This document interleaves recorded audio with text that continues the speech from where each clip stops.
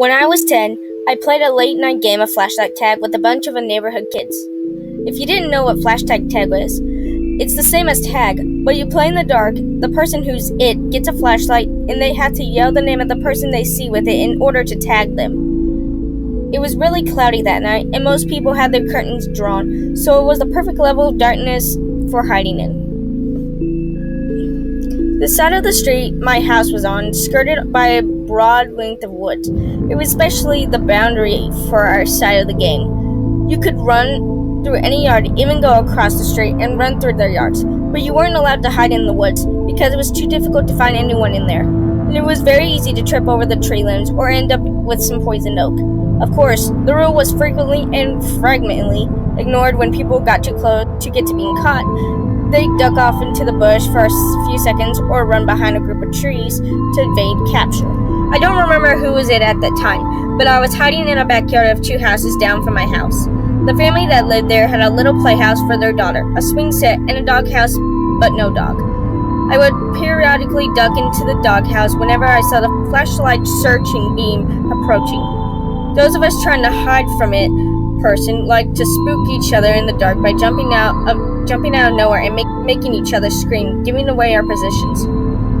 I thought I knew where the it guy was, but I got comfortable hanging out on the swing set. Suddenly, a person with a flashlight came around the corner of the house and angled it directly at me.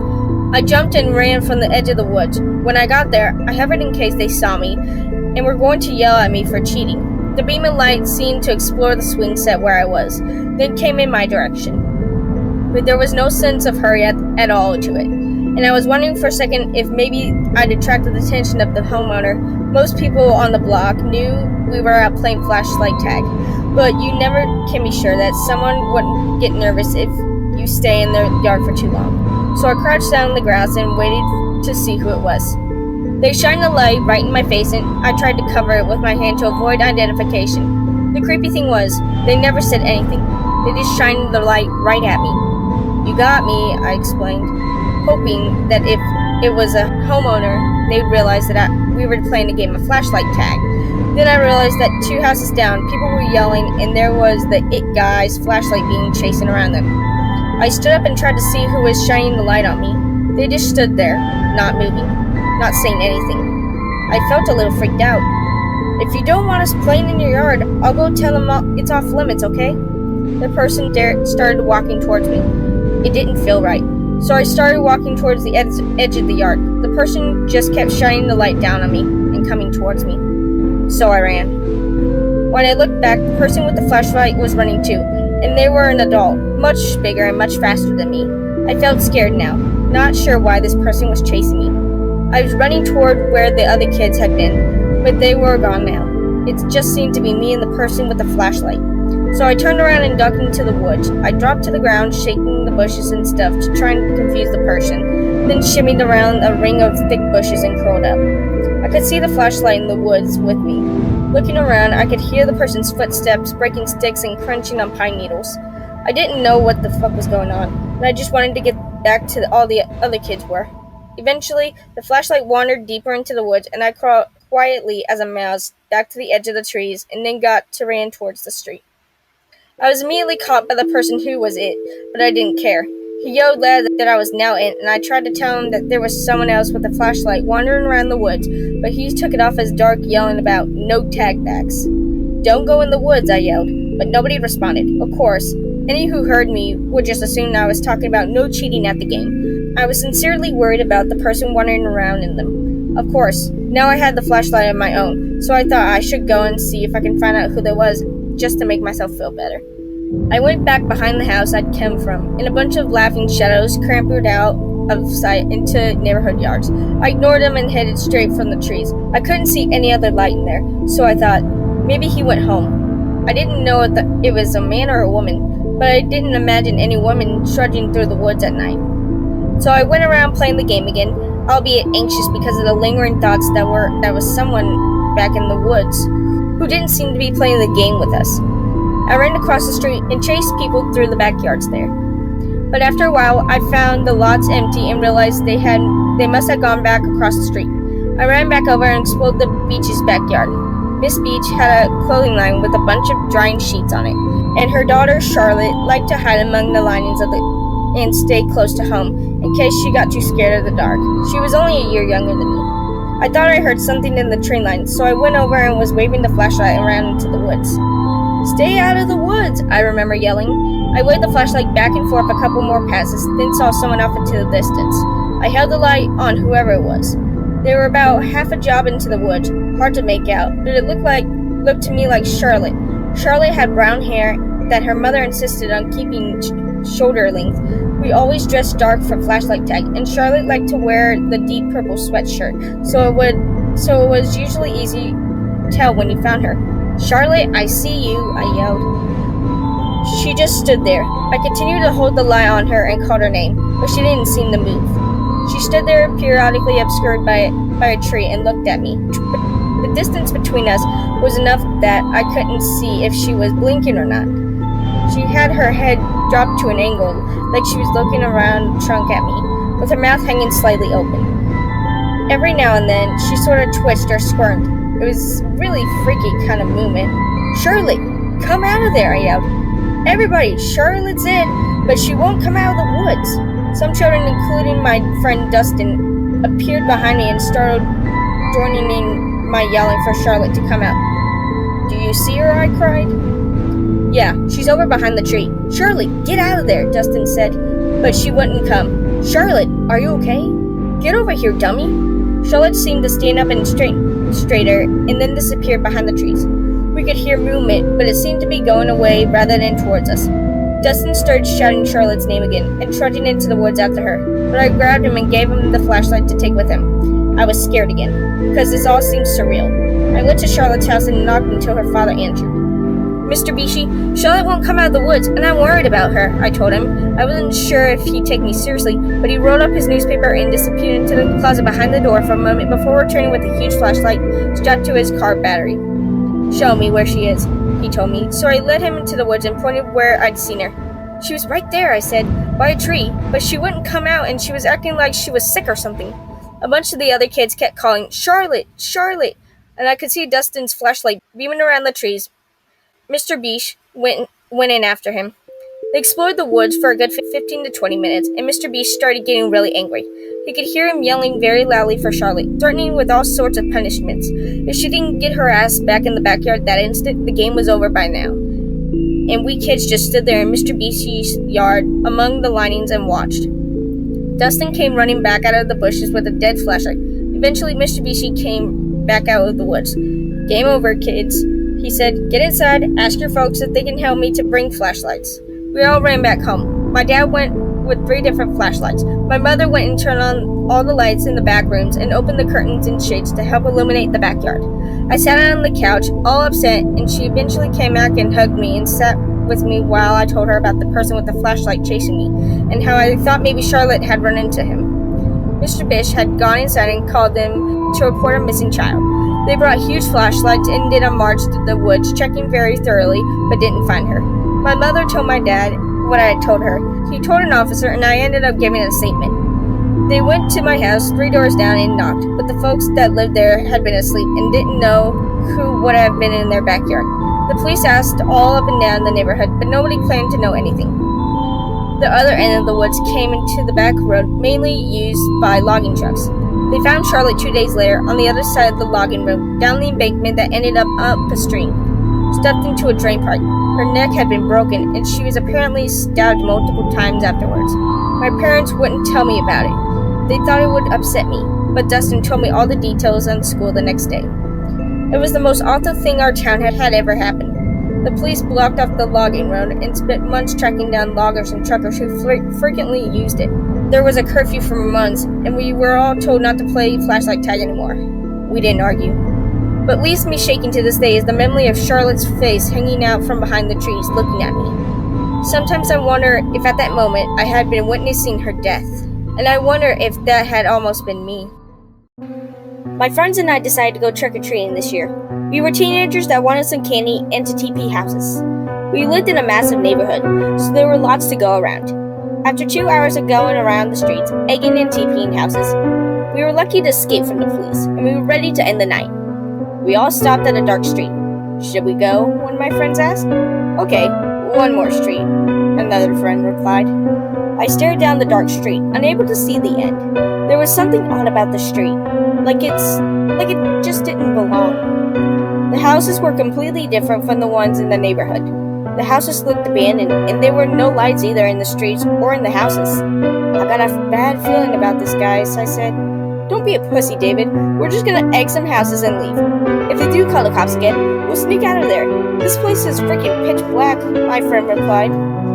We walked down the cold, black street, joking around and telling ghost stories, as I just couldn't help feeling watched.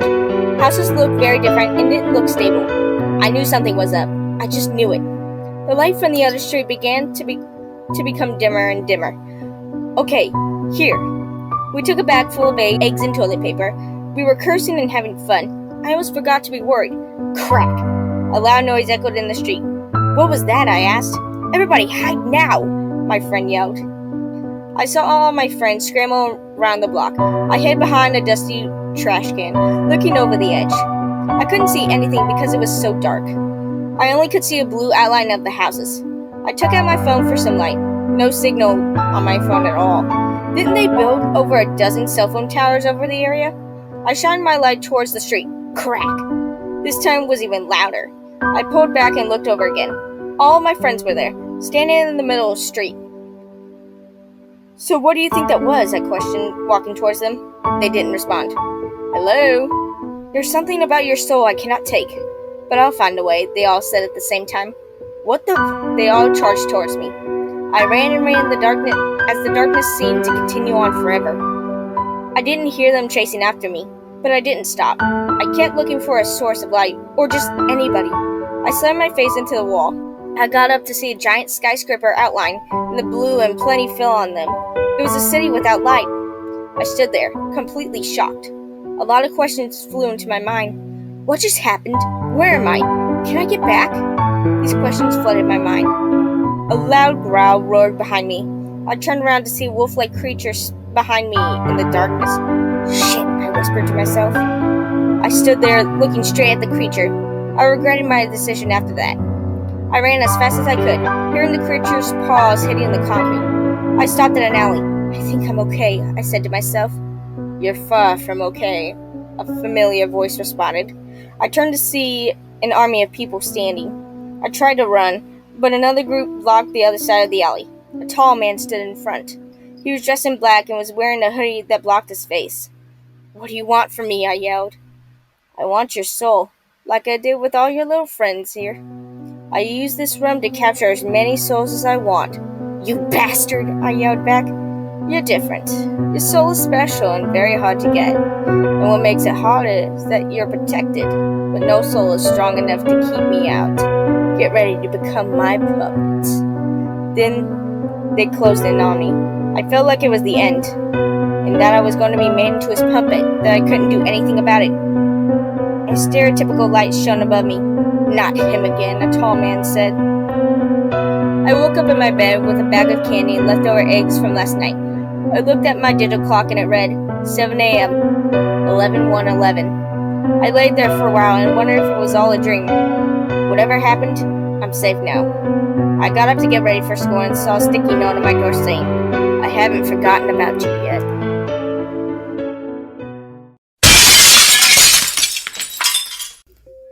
Andrew woke up with a start. He knew that it had happened, and his heart sank. The sound of the glass shattering downstairs had done the same to his nerves. It had come in. After weeks of watching and stalking him, the creature had finally decided to break in. The patio doors, made completely of glass, provided it with the perfect entrance. Andrew lay there in bed, and the darkness only illuminated by the small amount of clear light that the moon provided through the space between the curtains. He listened for the creature, listened to see if it was inside, secretly praying that everything would be silent. The terrifying cracking of glass under its feet confirmed his fear. It had finally made its way into his home. With this crushing realization, Andrew now, shaking, grabbing his titanium baseball bat and crept downstairs deeper into the darkness, determined to confront this thing once and for all, secretly hoping, though, that it would run away when it saw him as it normally did. Andrew stood at the bottom of the stairs, listening. At first, he had heard was the cracking of glass under the creature's feet. Then, for the first time, Andrew heard the creature breathing heavily, as if its throat was blocked by phlegm. The hideous creature snarled and clicked, gradually getting closer to Andrew. Now out of the kitchen, the creature was finally off of the glass.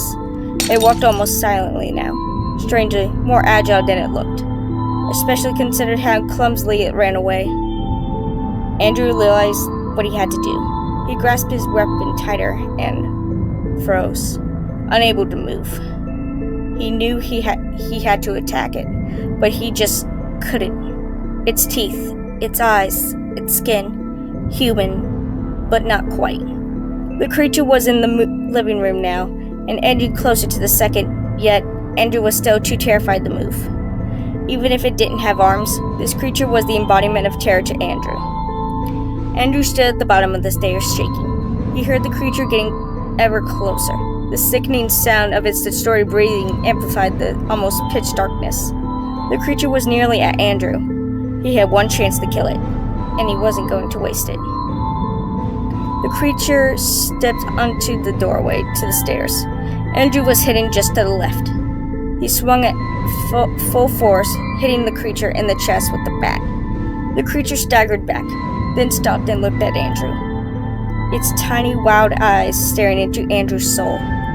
Andrew almost felt a deep fear of the creature, unlike anything he had ever experienced. The creature then let out a gurgled hiss at Andrew, baring all of its sickening, deformed teeth in the process. The creature kicked Andrew in the gut, winding him. Andrew fell onto the floor in pain, unable to breathe. Andrew rolled onto his back and scuffled up against the wall just behind him. The creature watched him until he reached the wall, at which point it walked towards him and looked down at Andrew as if it were judging him, lying there helplessly. The creature stomped on his spine, snapping the bone. Tears began to stream from Andrew's eyes. The pain was so intense, Andrew thought he was going to vomit. Andrew, now incapacitated, had nowhere to go and no way to fight. The creature placed its foot on Andrew's stomach, pressing down, gripping its flesh into its long, dirty toenails, with the creature's foot now completely inside of his stomach. Andrew started to cough blood. Tears streamed down his face. He passed out from the pain, and then passed away. The creature loomed over what was now his bloody corpse. The creature descended its face toward Andrew's, and then tore away a bloody piece of flesh from Andrew's chin, dislocating one side of his jaw in the process. The creature continued to tear and eviscerate Andrew's corpse until everything the creature could stomach had been devoured. The creature then left, calmly, silently, with a pure and deep hatred in his heart. The creature left, the same way he'd come in, through the broken patio doors.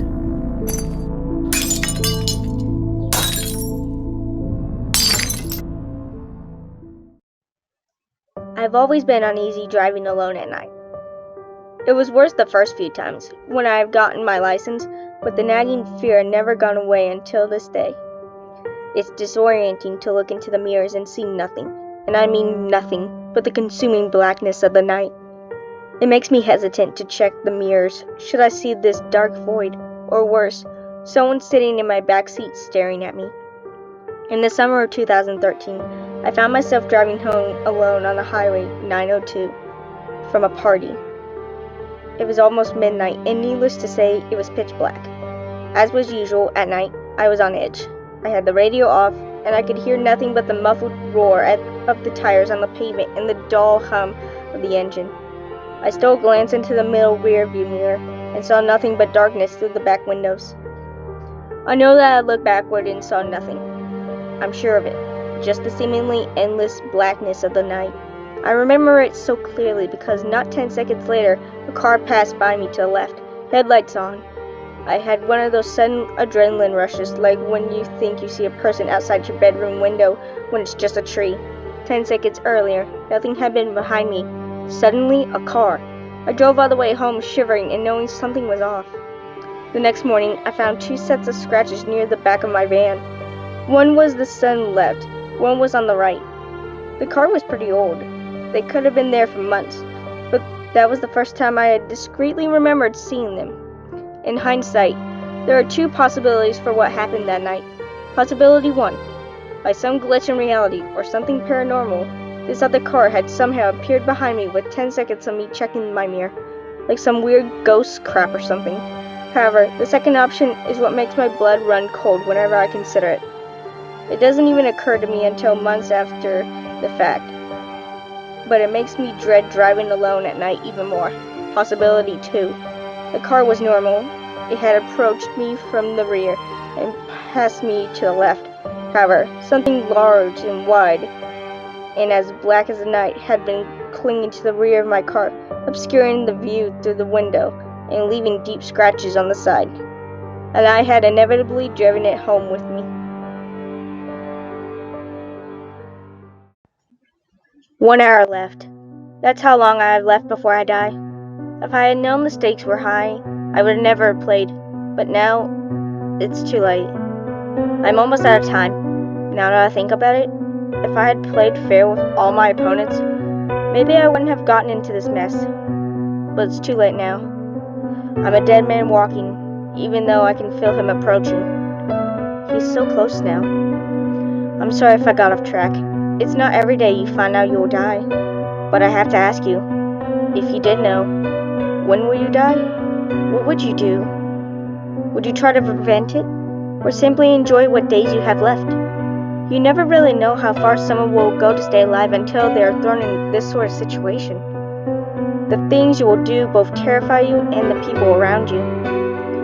I know, because of the past month known, I've been living on nothing but borrowed time. Time I took away from the people around me. It was the wrong thing, I know. But when you're in this situation, I'll tell you right now, you will do the same thing. That I can promise you. Okay, I'm getting ahead of myself again. I should start at the beginning and explain why I'm writing this down. Well, like I said, I'm on a timer and I need to at least tell someone my story. Otherwise, there is absolutely no point to this. I need anyone to know my story in this case of the situation that you as well may become in. You can learn from my mistakes too. You see, I'm a gamer.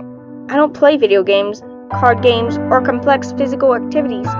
No, I'm what you call a simple gamer. I seek out any competitive game and play until I win, like poker, blackjack, or even charades. I don't care what it is. If there's a prize or just the satisfaction of being better than someone, then I will play. So a month ago, while I was at a local bar, me and some of my mates were hanging out and picking up on some chicks. A usual Friday night for me and the guys. But before we could get busy, I was approached by a woman with short raven hair, a business suit with a skirt, and she was smoking hot, especially with the glasses. She looked at me and smiled, and raised her finger and gestured me to follow her, so I naturally obeyed. She led me to the corner of the bar and immediately reached into her pocket and pulled out an envelope. She handed it to me, but before I opened it, she stopped me and looked into my eyes. That was the part I started to become afraid, because her eyes had no irises. Her eyes were not something but pitch black. When she spoke, her tone was a mixture between being threatening and calming. All she said was, "Do not open this in public. Inside this envelope is a location to the place you will find challenging. My employer understands you are fond of games and want to play the biggest game of your life. If you win, you will receive anything you desire. But if you lose, you will lose everything and anyone you know. The choice is yours, if you want to play, of course." And within an instant, she was gone. She vanished completely from my senses. I looked down at the envelope. Her employer wanted to play a game. I love to play games. And she said if I'd won, I'd receive whatever I desire. To be honest, I would love to have her forever, or maybe all of this guy's money. But then again, why should I listen to her? I told myself that. She's just some chick I met. How do I know she's not wanting to mug me or even kill me? Oh, who am I kidding? I have nothing to steal, and as far as anybody's aware, nobody wants me dead. So what should I do? That's what I asked myself. As I looked back to my friends, the smiles on their faces, I would give anything to see those smiles again, instead of the rage I see in my nightmares. I was an idiot that night. I wasn't thinking. If I knew what the game was, I would have never listened to that stupid bitch. But I wanted a challenge, so I left the bar without telling my friends goodbye. I walked down the street and into an alley. I slowly opened the envelope and revealed an address. I won't bother telling you the address, since that bitch and her employer left a long time ago. Anyway, I went to the address. It was a large hotel with security lined up across the building, and every window on every street. Whoever this girl's employer is, he must have some serious money, I thought as I walked inside the building. When I entered the premises, the woman was there. She was standing in an elevator and gesturing me to follow her. I entered the elevator with her and slowly began to ascend to the top of the building. I turned to her and asked, "So what exactly am I going to be playing?" This is the point of no return, because when she looked at me and smiled like she was about to commit a murder. "Well, if I told you your options, it would ruin the fun," she said as the door opened. She stepped into the dark alley. It was barely lit with only a few lights on. It was enough to see where you were going. I slowly stepped down to the elevator and followed her down the door at the very end of the hallway. I was careful where I stepped, but as I was walking, I could have sworn I felt something brushing up against my leg at least 3 times. Maybe more. I can't remember. When I finally reached the door, the woman opened it and asked me to enter. If I knew what was coming next, I would have run away as fast as I could. Actually, now that I think about it, I'm pretty sure if I did, I would have been killed by him. As I walked inside the dark room, the door slammed behind me. I quickly turned to the door and realized it was locked. Before I had a chance to question what was going on, a calm but haunting voice spoke. "I've been waiting for you to arrive. Please, take a seat." In a matter of moments, a lightning bolt struck, and within sync of it, all the lights in the room turned on. I looked behind me and saw a desk with a man sitting in it.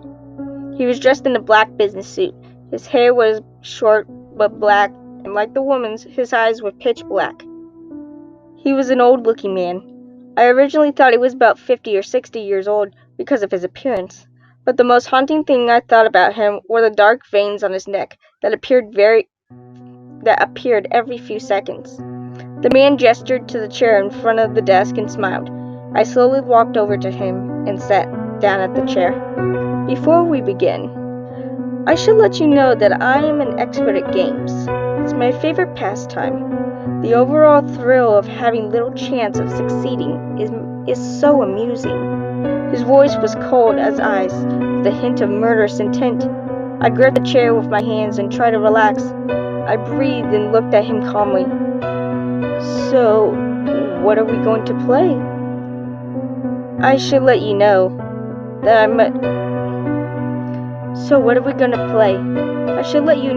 I have never lost anything," I said proudly, which made him raise an eyebrow. "I am aware of what you are capable of," he said calmly. He began to reach into the drawer and pulled out a deck of black cards, with strange-looking markings on each of the black cards. "I have been waiting for you for a long time, and I have to admit, you are good," he said with a smile as he shuffled the deck. I sat up straight, looking at the cards. "How long have you been waiting for me?" He looked up and grinned. "Since you started playing." My eyes widened at him. I started to laugh. "Sure you have, mister. If you've known about me that long, then you should have known that I'm an expert at cards, and more importantly, why would you only talk to me now?" He looked up at me and smiled, and slammed the cards into the desk and spread them out into a straight line. "I am aware that you are an expert at cards, but we won't be playing cards." This caught my interest as he slowly picked up one card and showed it to me. It had a picture of a chessboard, and what happened to be chess pieces was with skulls on them. He quickly put the cards back into the deck and looked into my eyes. "Here's how this will work. You will draw a card, and whatever card will be the game we play. Some will be simple. Some will be dangerous. Some will have dangerous rules. But there are also some games you would not have heard of. Pray you don't get one of those," he says in a serious tone. I looked at the cards. Why not? I asked him quietly. He looked at me with some look of annoyance. Because if you do, you will not be the same. He began to slowly shuffle the deck again. He then quickly slammed the cards onto the desk and laid them out in a single straight line. But at the end, he sat there and waited for me to pick. I looked over every card, and they were all the same. There was no way for me to tell which one was what. I didn't even know what most of these games were going to be. Which one, I asked myself. I raised my hand and slowly hovered over it. I began to pray that it was the easy one. The words he said started to echo in my mind. I don't know why I was worried. I mean, I had beaten everyone and this old fool should be easy. But I think it was the fact that I didn't know what the game was the most terrifying. I slowly lowered my hand to the card in the middle and picked it up. My eyes were clamped shut as I raised it to my face and opened my eyes. And what I saw, I didn't understand. It was a picture of a man sliding in the center of the card, but he was surrounded by ghosts, who looked like they were screaming at him. I looked up at the man as he was curious to see what I got. I handed the card to him and he looked. The man smiled wide and said in a vicious tone, "Well, consider your life over, my friend. Now you're on a timer." I was confused and he knew it. He lowered the card for me to look at it. This is Death's game. The object of the game is to outlast your opponent. I still didn't understand the game, but I noticed that on my wrist a set of numbers started to appear. It looked like a timer with the numbers 1, 24, 60, 60. The timer started to count down. I was shocked by the initial appearance by now. It was ticking down. I turned to the man in shock, but noticed on his wrist was a timer as well, with the same amount of time, and it was also counting down. Here is how the game works. We each get 2 days to begin with. But the timer slowly goes down and indicates how long we have left. However, the objective of the game is to outlast the other, so in order to gain time, you need to sin. I shook my head in confusion on what he meant. He raised a finger and pointed at me. In order to gain more time, all you need to do is perform an act of sin. For example, if I robbed someone, I would gain about 30 minutes. But if I were to kill someone or torture an animal, I would gain an hour or more. It ultimately depends on how bad it is. I sat there in shock and shook my head. No, I don't want to do this. I don't want to play this game. How do I stop this? I screamed at him, but he just laughed in amusement. You can't stop. Once the game begins, it only stops when the other person is dead. I looked at him with wide eyes. I looked at the timer and started clawing at it with my nails, but all I did was create some small cuts. I winced in pain and looked at the man with anger in my eyes. He stood up and spoke in an annoying tone. Look, you were the one who wanted to play, not me. Besides, even if you didn't show up, I would have had my assistant go and find someone else to play with me. I was shaking uncontrollably as I watched him walk over to me and pat my shoulder softly. He started to walk out of the room. You did this to yourself, you know. I sat there and heard the door open, but I turned and screamed at the top of my lungs. Wait, who are you? He turned and looked at me. He smiled wide and spoke one last time before vanishing into thin air. You know who I am. After all, we're playing my game. And in an instant, he was gone. I stood up and looked at the timer. 1, 23, 57, 32. I was playing the game, and all I needed to do to win was outlast him. Once it was all over, I could move on with my life.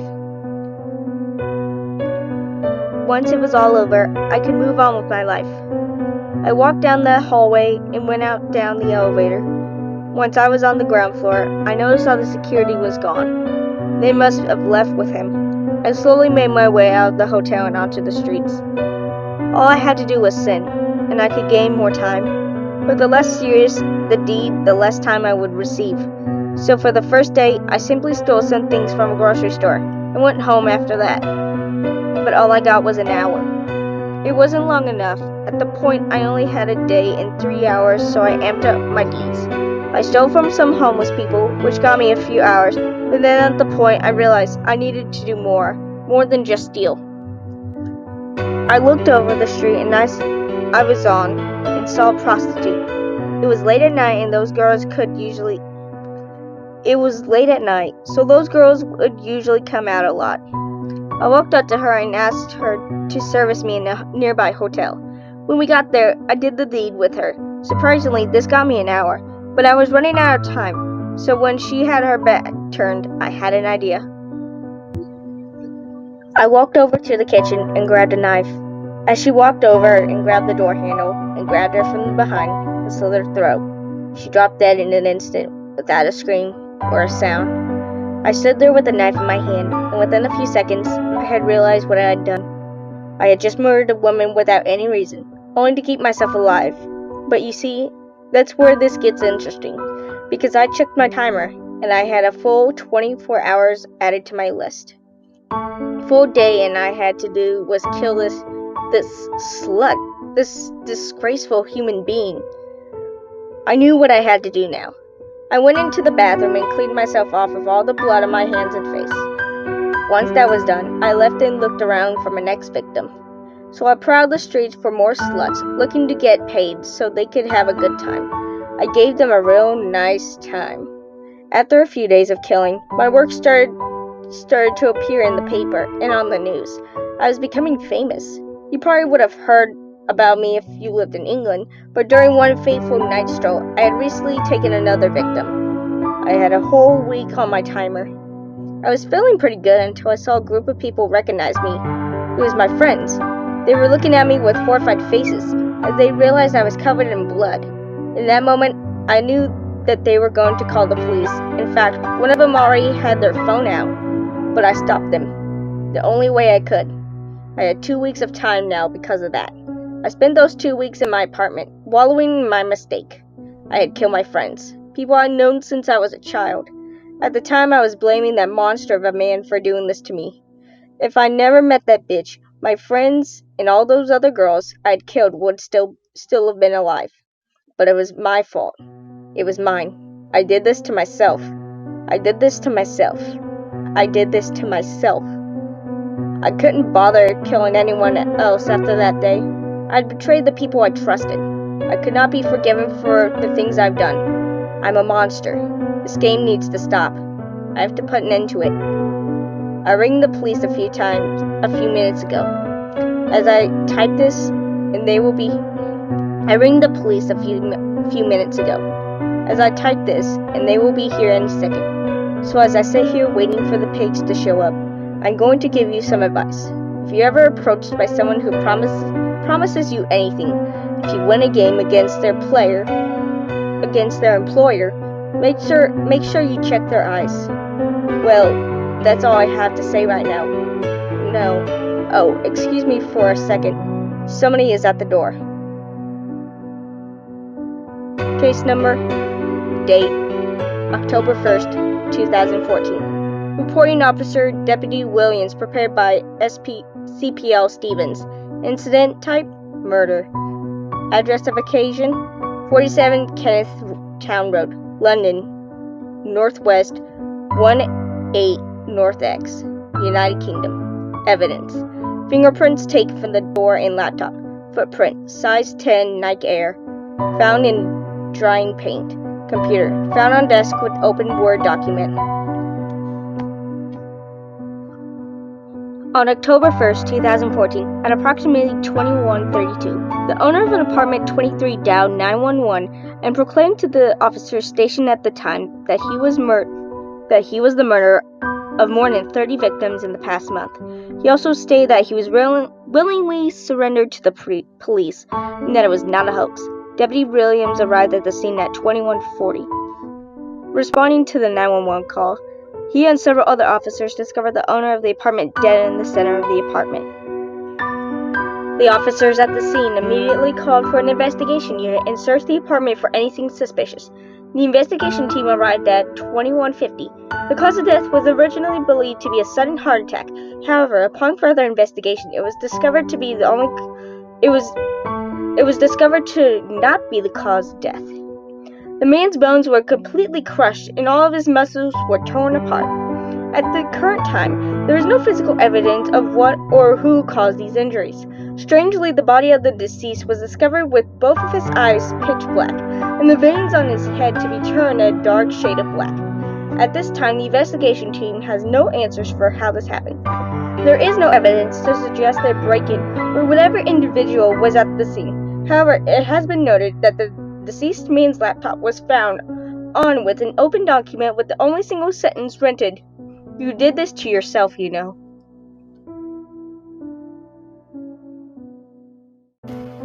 The first to go was my sight. When thinking of the experiment in my mind, I was hoping that my sight would be one of the last senses to switch off. I wasn't sure if the drug shut them off in order, or if it was more of a random cycle. It would be temporarily, but prepare for an uncomfortable but potentially interesting experience. I had been fascinated with sensory deprivation for a long time of my life, but a chlorinated pool wouldn't satisfy me. I wanted something that would truly degrade my senses. I had a quiet experimental sedative, one that would use for a complete paralysis of sensation. I wasn't a huge-name scientific researcher, but I was curious, perhaps to an extreme degree. My sight didn't immediately die, but faded out. It appeared as if I was slowly shutting my eyes, still being able to feel myself blink until all I could sense was darkness. Though I expected the thoughts, I began to sympathize to how a blind man would feel at this sort of limitation. It could be different for one who was born with the condition, but feeling my eyelids move across my lifeless eyes was rather haunting. I almost wished my sense of touch would go next. My mind didn't have any images to process, so I began to process my own. I would describe it similar to how, if one closes their eyes, they see faint but recognizable shapes of color, perhaps resembling what was envisioned beforehand. With my vision gone completely, the faint colors made their own shapes, sometimes appearing to be silhouettes of people. I talked to myself to help keep those controlled, as they began to make them feel invaded. The next to go was my hearing, in which my conversations became completely useless. I first thought that my speech was growing weaker, but I realized that the volume of my sounds was fading, just as quick as my vision. When it too had left me, I heard only a single sound, or at least, I thought of one. There's a familiar god-awful ringing that many have claimed to hear on a regular basis, sometimes for short periods, others for as much as days. This can be an actual ear condition, but given my hearing had dismissed, I was sure that it was something produced by my own thoughts. The ringing intensified, and began to sound inconsistent. At random, short intervals, the ringing would change into what I think would be a loud microphone speech. Then I assumed the next to go was my taste, though since I hadn't recently consumed any food or liquid, I felt a little change. I did lose a feeling inside of my mouth, but this was being drowned out by the illusion being presented by my loss of sound and sight. More figures appeared in the darkness of my vision, and they then appeared to move. Their steps were jagged, and their ligaments contorted, staggering as if they were an abstract painting in motion. The ringing in my ears continued to grow more acute, more concentrated at intervals. The voices in my head were nearly in sync with the movements of the colored shadows, being the most evident when they were closer. As my senses began to feel more hijacked and deprivated, I recognized that my sense of smell was fading low. Like my sense of taste, this passed by me nearly unnoticed. I was too far distracted with what my mind was creating. There was only a single figure left, centered in the darkness. I stepped forward slowly, with the ringing now blaring through my head. My hearing didn't feel gone anymore, but blocked out by the constant noise. I began thrashing at my surroundings, shouting for help that I wouldn't even be able to witness. The shadow was tall, with some limbs wider than the rest of its body. Its legs still waved when it walked, twisting as I began to make out what I thought were eyes. The last sense to go was my touch, and this had proved to be worse to suffer. As I could feel my body growing invisible, I flailed frantically, knocking into objects. I threw myself into the ground and began to scrape my body with my nails and teeth, desperate to feel a sense to my mind. After what felt like only a few seconds, every moment of my senses shutting down, the ringing in my head ceased and turning to soft, unrecognizable whispers. These, like the ringing, grew louder as the figure continued to approach. I could only watch as it came closer, and just as it appeared to be only a few feet in front of me, I saw its face. I saw its eyes. They were black lenses flashing with dim colors and swirling in a vortex. They locked onto me, and as I looked into them, the surrounding darkness became more like the eyes themselves, a chaotic, sickening void with no calm in its storm. The whispering had passed, and it changed into a violent screech. It was comparable to a low-quality, distorted microphone scream blasting on the highest volume. In the midst of the metal suffering, which I was praying would end at any moment, I had the foolish, insane idea of speaking to the nightmare. I asked what it was, and what it wanted. I merely thought of the words, and its screeching ceased, only to begin speaking in the whisper it had made before. This time, I could understand every word. I am what remains when everything else you had vanished. I am what is left, watching you as you are distracted, made blind by everything else you sense and experience. I am what you sometimes witness for a split second, only to pass off as an imagination. I wait patiently, eager for the moment where your soul is left exposed, without a shell to protect you. The whispers made me convinced that my hearing had muted, that somebody in reality was whispering right into my ears. As I continued to look into its being's tormenting eyes, it began to reach its jagged, deformed hand near my face, as if to grasp at it. As I felt my spirit and sanity begin to collapse, the shadow began to dissipate and fall back into the void of that what it was becoming brighter. The whispers and screech fell back quickly. Like my body was waking up from a violent dream, my senses come back all at once. My energy had been massively drained, like I had just ran in circles for hours. I was only lying on the ground in my living room floor, with the objects and furniture in shambles, wrecked from a struggle. My body was covered in bruises and scratches, covered in a thick layer of sweat as I panted from what had gone through my head. My ordeal was over, as the pill was only temporary. I looked at the clock, trying to remember when I had started the experiment. The entire event had only lasted 4 minutes, as the researcher had originally promised. I spent the next hour trying to collect myself, disturbed from what had taken place. Although I seemed safe, I still felt a feeling of dread as I tried to remember everything I experienced. I tried to pass the experience as a fabrication of my mind, that losing all my senses had caused my feeling of paranoia and fear to materialize into a void terror that would only vanish from my senses, though from my senses recovered. What I can't forget, however, was those words. Its words. The distorted being had vanished, but was it because my senses now blocked it out of my mind? I only wished that I could have been too daring to ask the question I had. Had I only kept silent, I would have passed this event off as my intensified imagination, another event horror created and destroyed by my head. I want to be able to think that, but I can't, because every time it comes to my mind, I can only think of right in front of my face, invisible. Waiting for my body to be dead in my mind, I can only think of the right in front of my face, invisible, waiting for when my body is dead and my mind is the target of havoc. As always, I can see the faint colors when I close my eyes, sometimes shaping themselves in a familiar, distorted figure.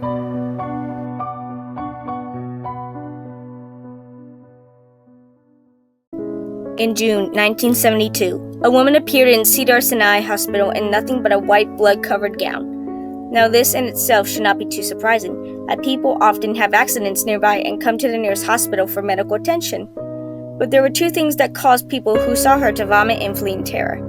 The first being that she wasn't exactly human. She resembled something close to a mannequin, but had the dexterity and fluidity of a normal human being. Her face was as flawless as a mannequin, devoid of eyebrows and smeared in makeup. There was a kitten clamped in her jaws so unnaturally tight that no teeth could be seen, and the blood was still squirting out of her gown and onto the floors. She had then pulled it out of her mouth, tossed it aside, and collapsed. From the moment she stepped through the entrance to when she was taken to the hospital room and cleaned up before prepping for the sedation, she was completely calm, expressionless and emotionless. The doctors thought it would be best to restrain her until the authorities could arrive, and she did not protest. They were unable to get any kind of response from her, and most staff members felt too uncomfortable to directly at her for more than a few seconds. But the second staff tried to sedate her, she fought back with extreme force. 2 members of the staff had to hold her down as her body rose upon the bed in the same blank expression. She turned her emotionless eyes toward the male doctor and did something unusual. She smiled. As she did, the female doctor screamed and let go of her in shock. The woman's mouth were not human teeth, but long, sharp spikes, too long for her mouth to close fully without causing any damage. The male doctor stared back at her for a moment before asking, "What the hell are you?" She cracked her neck down to her shoulder to observe him, still smiling. There was a long pause. The security had been alerted and could be heard coming down the hallway. As he heard them approach, she darted forward, sinking her teeth into the front of his throat, ripping out his jugular and letting him fall to the floor, gasping for air as he choked on his own blood. She stood up and leaned over him, her face coming dangerously close to his as his life faded from his eyes. She leaned closer and whispered into his ear, "I am God." The doctors filled with fear as he watched her calmly walk away to greet the security men. His last ever sight would be watching her feast on them one by one. The female doctor who survived the incident named her the Expressionless. There was never a sighting of her again. Fallout 3 contains several in-game radio stations, the most diverse and important station in Galaxy News Radio. Many players of the evil persuasion know that if you could kill 3 Dog and he can be replaced by the technician Margaret. She is not a charismatic person and she has very little to say, seeming to not enjoy her new announcing duties. She also never appears in person and therefore cannot be killed. Once 3 Dog is dead, you're stuck with Margaret.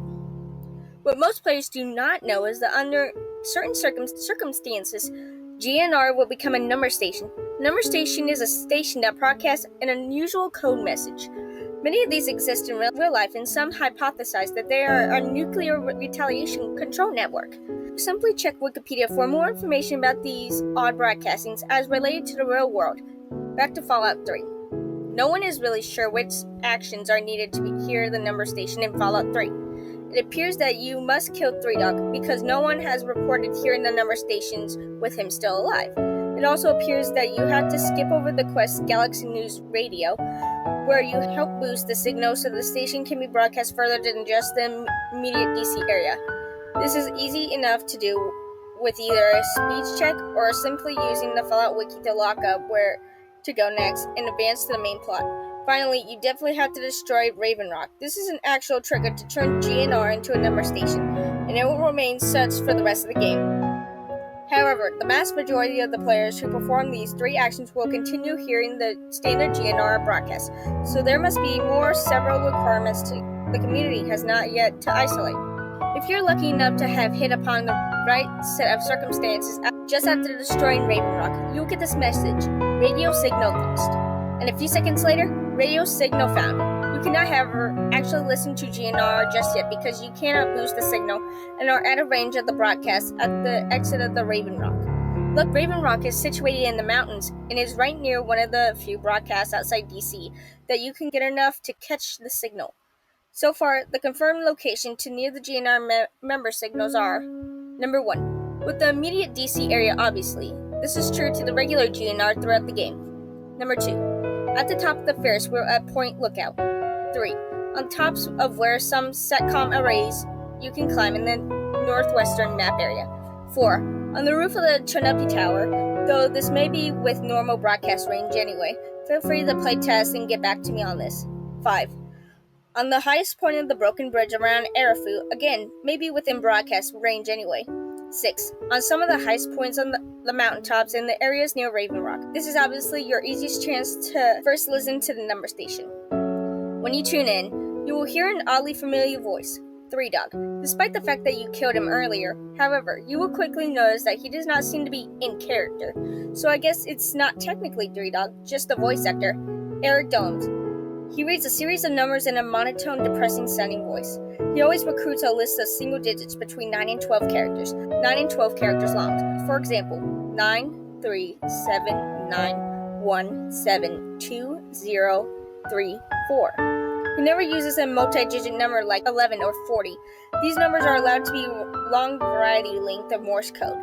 This is then followed by the song, I Don't Want to Set the World on Fire. All other music tracks seem to be inactive on the number station. The Morse code was the easiest part of the mystery to crack, as the Morse code is widely available and many people actually know it by heart. We quickly had a list of great numbering messages in English. Some sounded completely memound and even comedical, such as, wash the car today, maybe Chinese for dinner, or have you watched my YouTube video yet? I uploaded myself kicking bums in the butt.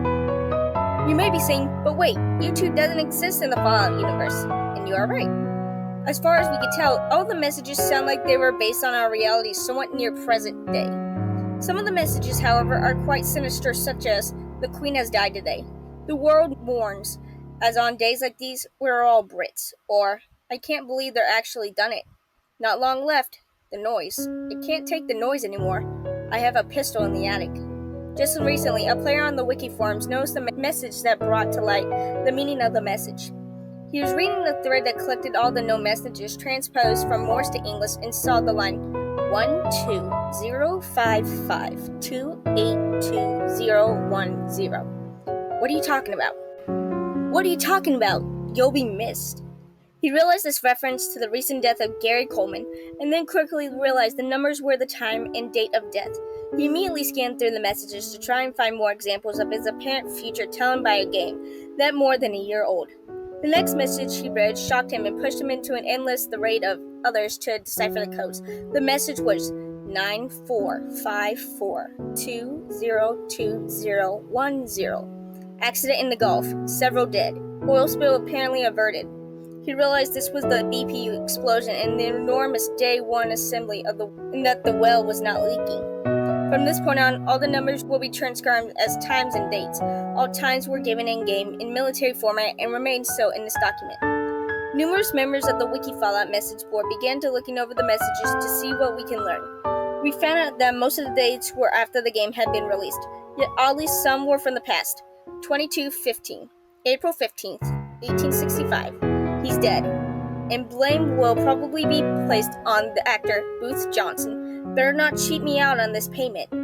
This shed new debate on the official version of the Lincoln assassination. As the community quickly started piling up interpretations of the messages, the mods of the site summarily banned everyone who had posted it, or even read the thread. All references to the number stations were removed from Fallout Wiki with filtering software that put in place to prevent reposting of any relevant information. A few people, however, are trading emails and are slowly finishing the translations of the remaining messages, putting dates to the existing one. The Queen has died today. The world mourns. As on days like these, we're all Brits. 4-2, March 19th, 2014. Have you watched my YouTube video yet? I uploaded myself kicking bums in the nuts. 24/16, December 24th, 2012. I can't believe Britney's actually won an Oscar. 2133, February 27th, 2023. I can't believe they've actually done it. Not long left. They were warned, but they just had to keep pushing the boundaries of science. The noise. I can't take the noise anymore. In the light. Dear God, the universe is slowly unraveling around us. I'm not going to wait for death. I have a pistol in the attic.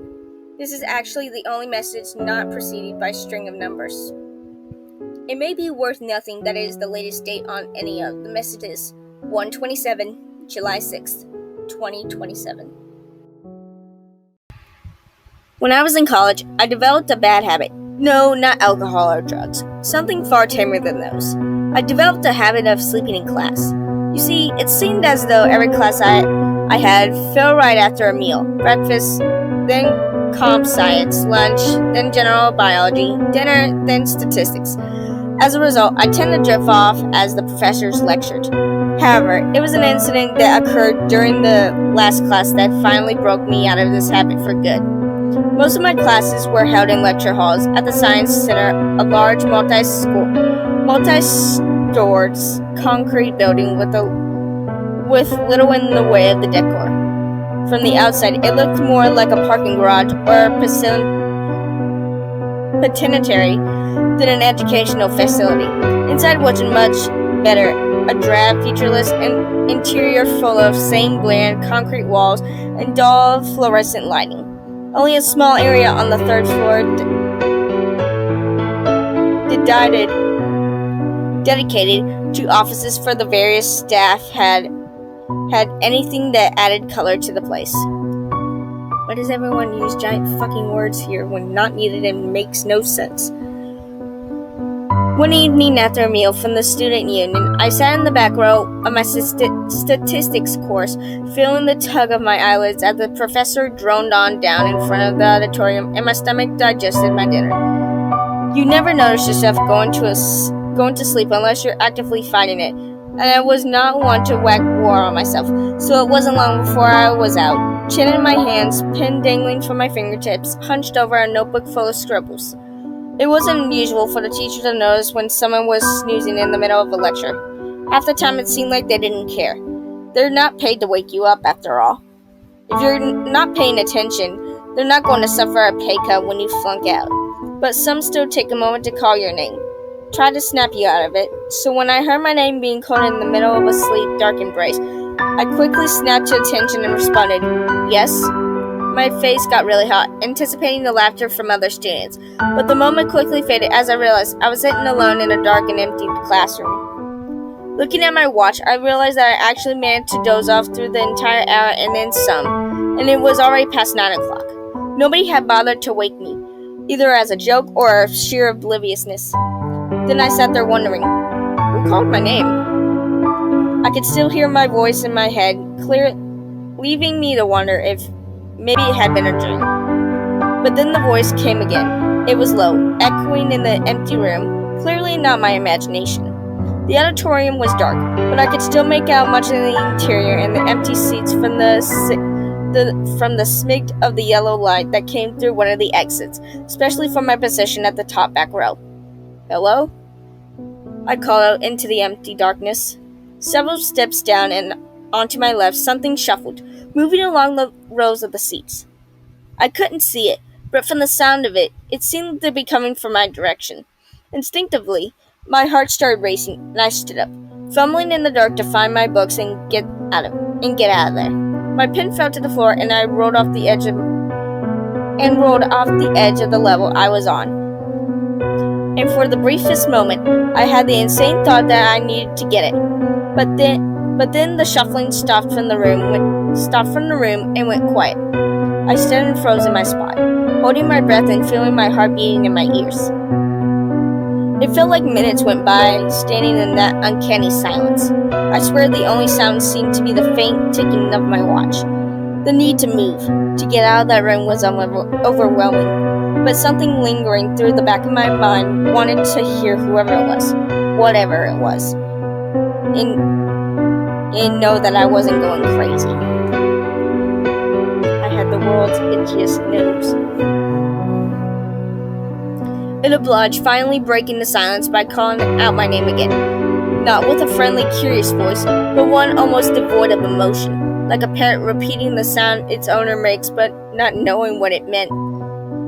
When I gave no response,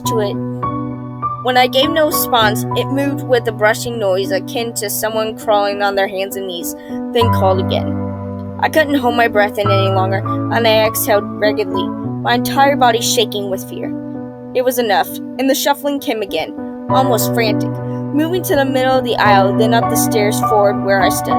Finally, my fight or flight response kicked in, and gripping my books tightly around one arm, I dashed from another end of the row, nearly tripping over my own feet. Looking back over my shoulder, the room was still incredibly dark, but there was enough contrast between the shadows and the object that I could make up the form of whatever was coming around the edges of the desk. I'm dying slowly again. It had the appearance of a human being, but its gait seemed more like that of a crab, walking on both hands and feet, with its knees and elbows bent in the back, and its back arched as an agonizing-looking angle. Something about its head seemed off. The way it bobbled as the thing scuttled like it wasn't fully attached. The nightmare realized that I was on the move and began scrambling up onto the desktops in a beeline straight for me. As it clambered across the row, it started making this awful gibbering sound like there was unnerving excitement to it. I couldn't describe the noise, but it put the fear of God in me. Any faint notion I had that I was being pranked went right out of the window, and when that thing came at me.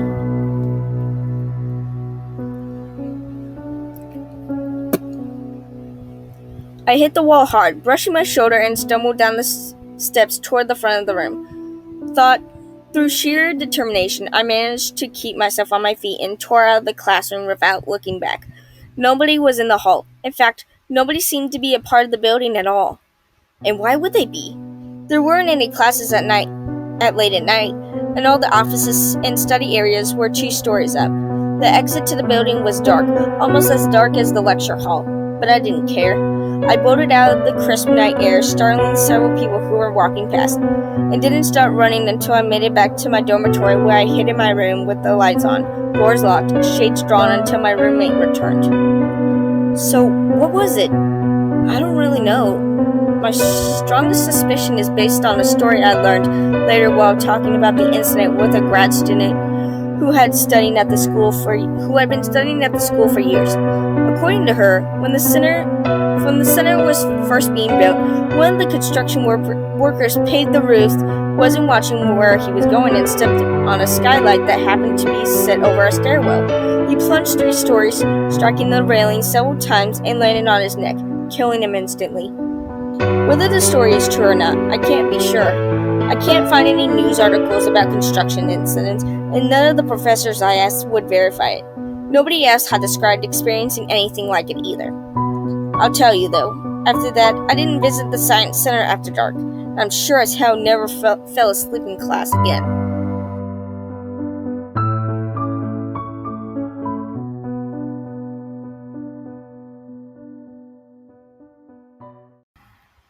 I don't know how long I have to write this. It's night, and it's nearly been a week now. The later it gets, the more paranoid I become. I know what's coming, I just don't know when. Okay, before I start this off, I'll give you some background. 1 week ago, last Sunday, I invited my friend over to my place. I'll call him J and C. It was just some silly fun, going out to get lunch and fooling around. I probably should have been studying for an upcoming exam, but we'd had a short 2-day holiday, so I decided that it couldn't have hurt to invite them around. After I'd gone out for some lunch, I saw a really funny video of some people playing the Charlie Challenge.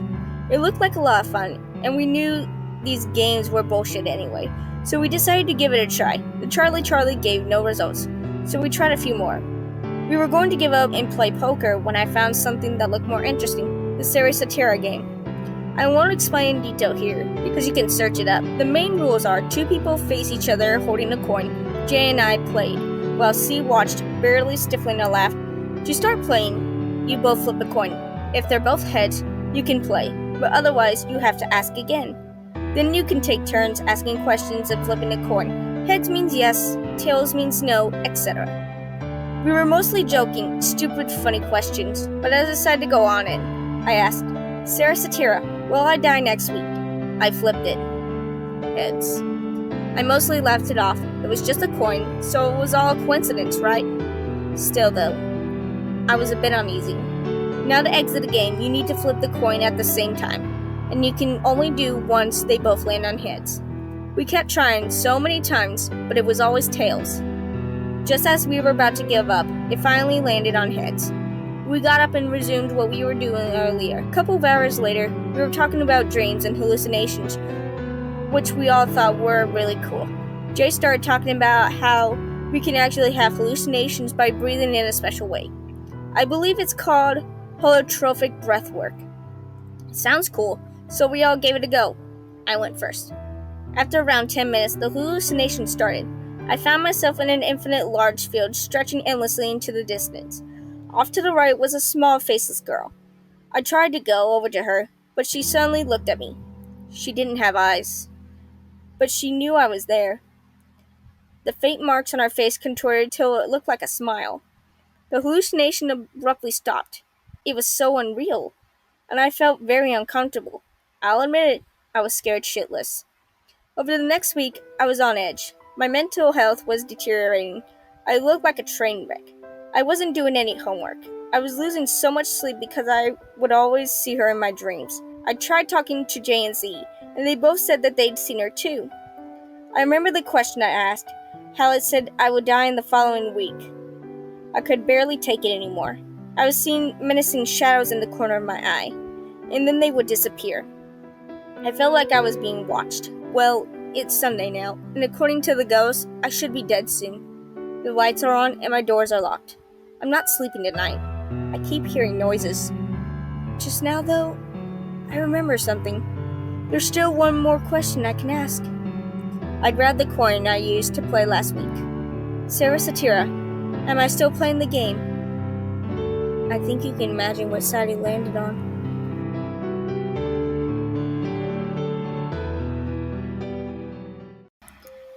Have you ever met that kid who always brings his laptop wherever he goes? Like to classes, to the library, into bed, and even into the bathroom? Yeah, that kid was me. Now I'm almost too afraid to look at the computer screen. It all started maybe 3 months ago when I brought myself a brand new laptop. I didn't buy it from resale, didn't find it on the side of the road with a do not use sign taped to it. I just walked into a store, flipped down my cash, and bought that sucker. It worked just fine. No strange files, no flashing pops-up, nothing was out of the ordinary.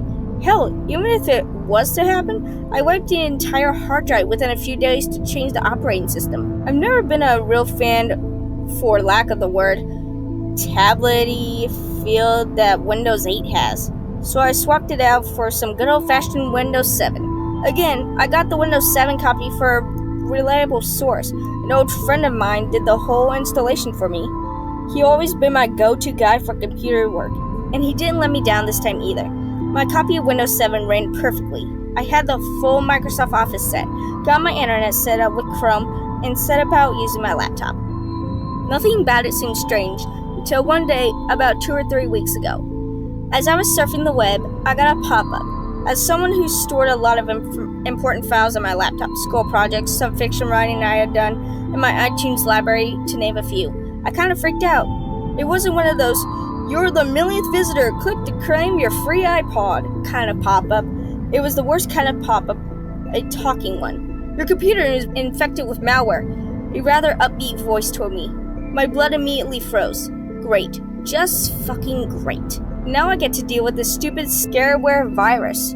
To get rid of it probably require another hard drive wipe, and even if it didn't, my files had been corrupted. But then the voice continued. "That's right, this computer has been infected by some of the shittiest comedy known to man." I wasn't really sure how to act. Was this virus messing with me? I watched in fascination as the fake malware report faded away to white screen. In blue block letters, the words "Jason and Dan's Comedy Hour" popped up. Slowly, my fears were elevated. This wasn't a virus so much as viral marketing for some new comedy show. Out of curiosity, I stuck around and watched it. To be perfectly honest, it was pretty funny. The setup where these two guys, Jason and Dan, run a goofy talk show. The first sketch I saw them was interviewing Batman, who in The Dark Knight Rises form was almost completely incomprehensible. Of course, there was also chomping on a cigar and constantly changing the topic back to smoking. I got sucked into it, and before I knew it, I had finished the entire episode. It concluded with a link to the website that would be hosting a new episode every week. I was hooked. Every Friday, a new episode was posted for download, and I was immediately there to watch.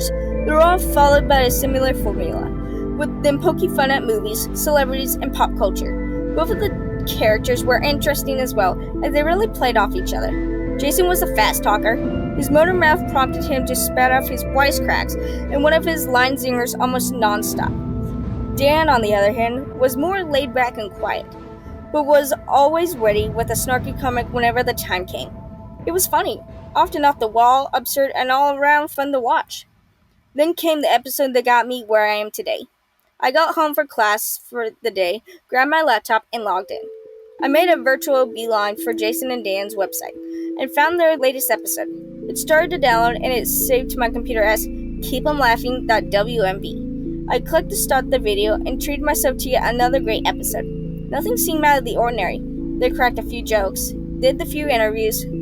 Something just felt wrong in this episode. Then it dawned on me. Dan hasn't said a word. In the middle of their current sketch, which had been them just poking fun at Michael Bay's movies, Dan just walked out. Jason seemed to be a bit confused by this and kept calling for him to come back. Suddenly, he walked off the screen, still calling for Dan. Then I heard the sound that I have since been trying to write from my memory. Jason screamed. It didn't sound forced or fake, though. This was the real deal. When we saw him next, he was running at full sprint and paused in front of the camera. His shoulder was oozing red through his shirt. He began to cry, to beg, and above all, scream. He knelt to his knees, blabbering like a baby, as Dan suddenly strode the back of the screen. In his hand was what appeared to be a small knife, the same sort of one that used to whittle at the door or skin apples. Without a word, Dan gripped his partner by the hair, taking a firm grip on it, then began to repeatedly stab Jason, his blows fast and rapid. Jason's scream had risen to a blood-curdling shriek as the knife descended again and again. Streams of crimson began to streak down his face, mixing with the sweat of his brow and the tears on his cheeks. Finally, with a low gurgle, Jason's body fell to the ground. I was in such shock I couldn't tear my gaze away from the screen. I had at first thought this was some sort of sick joke, a twisted scene of dark comedy gone horribly awry. I simply stared at the screen in awkward silence. Dan turned his face towards the camera and I felt a chill run down my spine. His eyes were so wrong. They weren't glowing red or black, soulless voids. They were perfectly calm and normal. That was what terrified me. These weren't the eyes of a monster. They were the eyes of a fellow human being, one who had become a worse monster than my mind could conjure. Dan stared into the camera and spoke 2 words. Cody Stewart. He knew my name. My jaw dropped in shock. I frantically tried to close the video, but to no avail. My mouse cursor was frozen and motionless. Not much of a talker? Well, let me tell you a little something. Magic is all about misdirection. You've been staring at the screen for weeks, Cody. Why don't you take a look above it? My heart skipped a beat. Just above my laptop screen, the little green LED light above my webcam was on. How long had it been on? Had it been recording this whole time? How did it even get turned on anyway? Those thoughts were pushed away from my mind as Dan's voice went on. Your name is Cody Stewart. You're roughly 5 foot 6 inches. You have thick black hair and brown eyes. You live in the street address of 15829 Palm Drive. I threw the laptop to the floor and slammed it shut. Dan's voice still came out. I know where you live, Cody. Expect me soon. At that point, I did the only thing I could think of doing. I grabbed the laptop again and began slamming it repeatedly against my desk. I kept smashing it long after the screen plastic casing had cracked. No, I beat that thing until it split in half. I snatched my phone, calling up Dale and an old friend of mine. I practically screaming into the phone. I tried to explain my plight. I don't think he actually knew what was happening, but he let me stay with him nonetheless. I've never gone back to that house. I don't think I can. Nevertheless, I don't use computers much anymore. I very rarely can even be convinced to use a desktop, much less a laptop or tablet. When I'm forced to use those, I always ensure that I have a piece of tape over the webcam. He's still out there. He's still looking for me. And all I know, he's still watching me.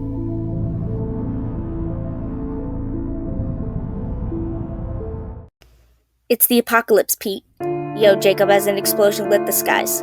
Downtown, which was close to Jacob, was suddenly and violently filled with screams and bloody explosions. Already having flashbacks to World War II, Jacob began to panic even more when he saw people shambling about going to and from the location of the explosion. Pete, his loyal old dog, growled feebly at the people passing by. They appeared to be walking corpses, and this became clear to Jacob after another bright explosion lit the area enough for his old eyes to see clear enough. Jacob turned from his door and yanked Pete's collar.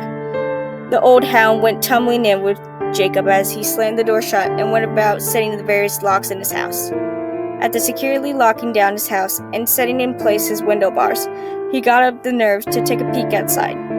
Out there, the sky flashing with explosions that rocked his house.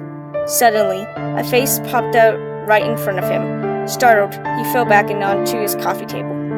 "I know you're in there, old man," the person outside groaned. From the lighting outside into his house, he could see the burn marks and missing flesh from the person's face. Shouting wildly, he hit the light and ran to his bedroom, which was upstairs. Pete was right there behind him. The man outside banging on his door. "Come out and join the party," he groaned in his dead voice. After a few breathless minutes, the banging stopped, and Jacob figured the man would bring a whole horde of his undead friends back to his home. He reached into the dresser drawer and moved away his socks, retrieving a pistol. "They'd been saying the zombie apocalypse was coming, old Pete. I read it on them sites. Now it's true. I'm sorry, old boy," he said, aiming the gun toward his lifelong companion, curled up onto a pile of week's newspapers. The dog died with only a quiet whimper. Next, Jacob turned the gun on himself. "I planned for this day so carefully, but now they know I'm here. Damn it, Sally. I'm coming to see you," he said as he pulled the trigger. That was not his last thought, however. The very last thing that went through his mind in the last moments while he was still alive and breathing was a headline on one of the newspapers under Pete. "Zombie costume party downtown, Halloween night."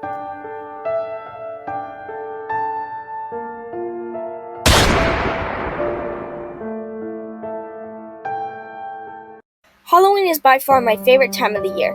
The one wonderful day where walking around with a mask on is socially acceptable. Masks hold quite a unique place in society. Masks can transform anyone into something else, turn an actor into a character, hide the secret identity of a superhero, or even allow monsters to walk around men.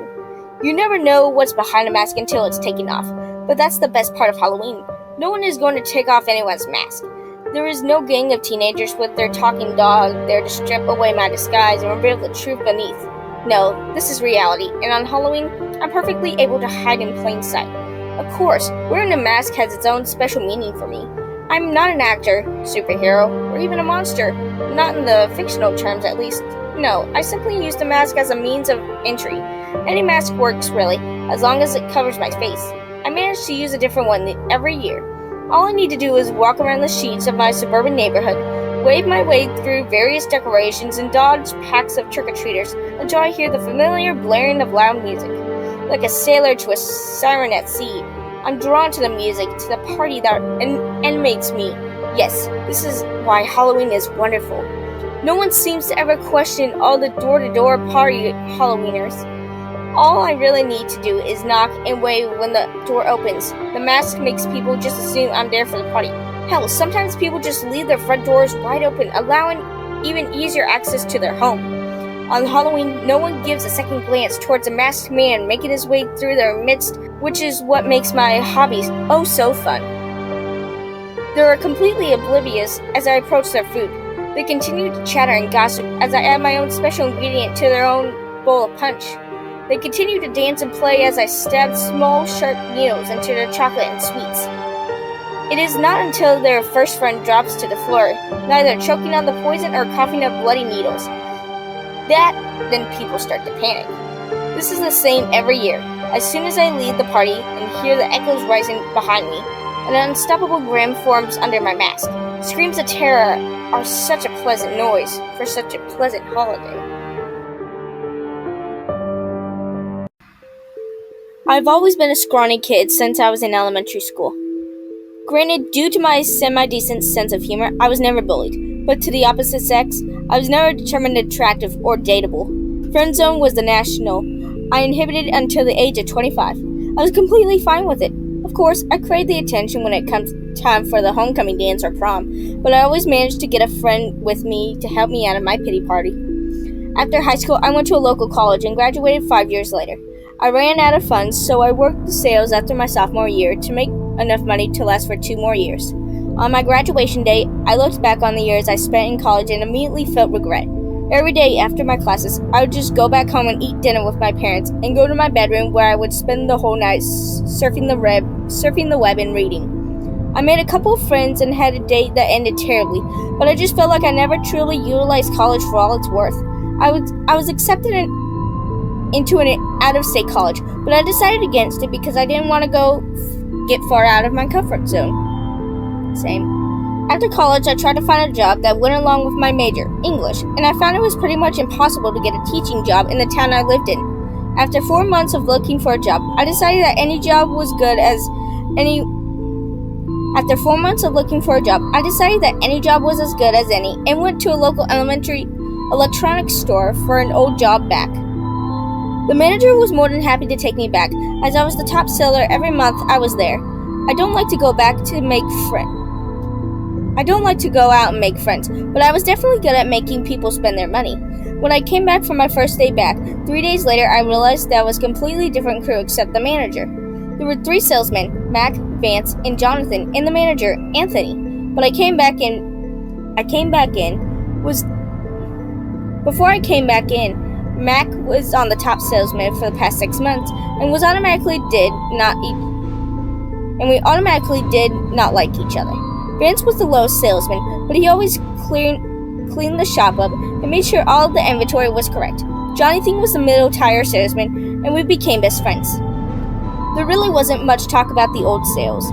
People came along looking for X objects, and we sell them X objects while trying to add on some accessories. Sometimes we would get them to loosen on their original budget and go for a higher end deal. That is about as far as the sale really got to me. It got me a paycheck, and I could pay the rent for my mother and father suddenly started charging me. 3 weeks into working, where Jonathan asked if I wanted to come over to his house and hang out and drink a couple of beers. I agreed after work, and we went there and turned on a couple of movies while downing beer after beer. After about 3 hours, I decided it was time for me to go home, but Jonathan rationalized with me and the dangers of driving drunk. He brought out two pillows and blankets. He pointed to the couch, and I sat back down. He put the blanket and pillow beside me and told me goodnight while he walked back to his room. I don't know when I fell asleep, but I remember snapping awake. I had this thing ever since I was young where I would slightly open my eyes in case it's already bright, but I found the room was completely dark. I slightly glanced up trying to figure out where I was, but what I saw made me close my eyes completely and started shaking a little. Jonathan was standing in the hallway, staring at me. I waited for about 10 minutes and slightly opened my eyes once more to see that he was going back to his room. The next morning, I woke up to the smell of bacon. I quickly got out of bed and went to the kitchen. He was cooking and looking like his normal self, so I just made my paranoia slide off and asked him if he needed any help. With a wave off his hand, he told me to sit down and enjoy my hangover. I sat down on the couch while he was done cooking, and we ate bacon and pancakes. We went to work right after breakfast, and by the end, I completely forgot about him staring at me in the middle of the night. The next week, he asked me if we wanted to go to a club an hour away from us, and without hesitation, I told him yes. I told him that I would wear my black suit to look extra spiffy, and while laughing, he told me he would pick me up from my house at 10 p.m. Around 10:15, I heard him honking and I went outside and got into his car. When I saw him, I had to take a double take. He was wearing the same exact thing as me, black suit and a white button-up shirt. I just decided to ignore it. We got to the club at 11, right as the doors were opening. And before it was midnight, I was having the time of my life. For the first time in my life, I was meeting girls that seemed to take interest in me. I even got to dance with a couple of them. The only thing that threw me off was that Jonathan seemed to be staring out every single girl that gave me a slight bit of interest. At 2, Jonathan came to pick me up and told me that it was time to go home, so I went to the bar to pay off my tab. While I was paying my tab, a girl that I danced with earlier came up to me and slipped a piece of paper in my pocket. While giving me a slight peck on the cheek, I know I blushed, but I maintained my composure enough to give her a wink and a little smile. When I got into my car, I took out the piece of paper and showed Jonathan. Nearly bouncing in my seat in some excitement, I told him that was definitely a girl that I would not mind dating. He asked me what she looked like, so I told him that she was a little shorter than me, brown hair and green eyes. Then I started to explain to him how pretty she was, but I noticed that he had changed expression from happiness to what seemed like anger. The whole car ride was filled with awkward silence and sideways glances towards Jonathan. I felt like I had gotten a bit too weird for me, so I started to avoid him at work.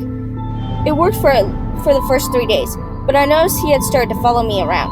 When I was driving home, I would see his car from a distance away. Sometimes when I was lying in bed, I would spot a set of eyes coming from the set of trees in front of my house, but every single time I would walk up to the window, I would see the eyes vanish. I didn't really know if it was him until I saw a figure with bright green shoes run down the street. I know Jonathan is the only person I've ever seen wear bright green shoes. Yeah, and Ryan as well. They were the shoes he wore whenever he went out running or whenever he was exercising. I decided that the next day would be the best day just to approach him and tell him that I noticed him following me after work and looking into my window. I was going to tell my only and best friend that I would really appreciate it if he could just give me some space until I thought he was back to normal. That next day, the store was closed. The store was closed because Jonathan was found in the middle of the night by the police with a giant gaping hole in his chest. His heart was removed and placed in his mouth, where his heart should have been. Where his heart should have been was a credit card from our store.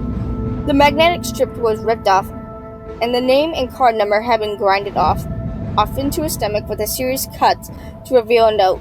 Was it worth the sale?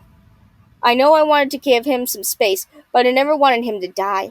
He was my only best friend, and the grief that filled my heart when my manager called and told me the news caused me to hang up on him and fall to my bed. With deep sobs, I felt the world was coming crashing down on me, and I felt like he ever knew how much he really meant to me. Today is the day after Jonathan was found dead. I decided to go to the mall to clean my head. I went outside to my car and found a letter stuck in my car. I grabbed the letter and read it in my car. Hey Hayoung. Is it Hayoung or Hayoung? Hey Hayoung. I'm sure you've noticed that I've been following you around and that I've been acting weird around you. I know on the first night you spent the night over, you saw me staring at you on my couch. I just wanted you to know that the first week Mac convinced an older woman to make an $8,100 TV purchase using our store credit card. The next day, the woman came back with a TV. It had a big crack in the middle of the screen, but she told us all it had a big crack in the middle of the screen, but she told us all that it came that way. Normally, we'd just return it and get our money back from the manufacturer, but Mac did not want to lose out on commission. It was the last one we had in stock, and he wanted to have an upper hand on you. She started to beg and plead to just take the TV back and let her buy a cheaper model. She had told him that she didn't even have the money to pay the monthly bill. He just told her she was out of luck and made her take the TV back to her car. That night, she killed herself. She was clutching the remote in her hand and had an empty bottle of pills in her right hand. Your daughter came in 3 days later. It was your day off, but Mac was there. She went up to him and told him about the death of her mother. She didn't seem sad, but I could tell she was not here to ask what could be done with the bill. With a smile, she asked who the salesman was, and the motherfucker told her it was you and described what you looked like. With a smile, she skipped out the door and drove off in her red sedan. When you spent the night, I woke up to the sound of a car engine starting up at 2 a.m. I looked out the window and I saw the same red sedan. When we were going to the club, I saw the red sedan following us. When you described to me about the girl that gave you her number, it matched exactly how she looked. I just wanted to make sure you were safe, so I followed you home and I kept watching you. Tonight, I invited her over. I took the same paper she wrote you her number on and texted her. She said that she would be there at 2 a.m. I know I may not be alive when you read this, but I want you to know that I love you, man. I know we haven't been friends for long, but just know that I acted like a creep around you because I wanted to make sure that you were safe.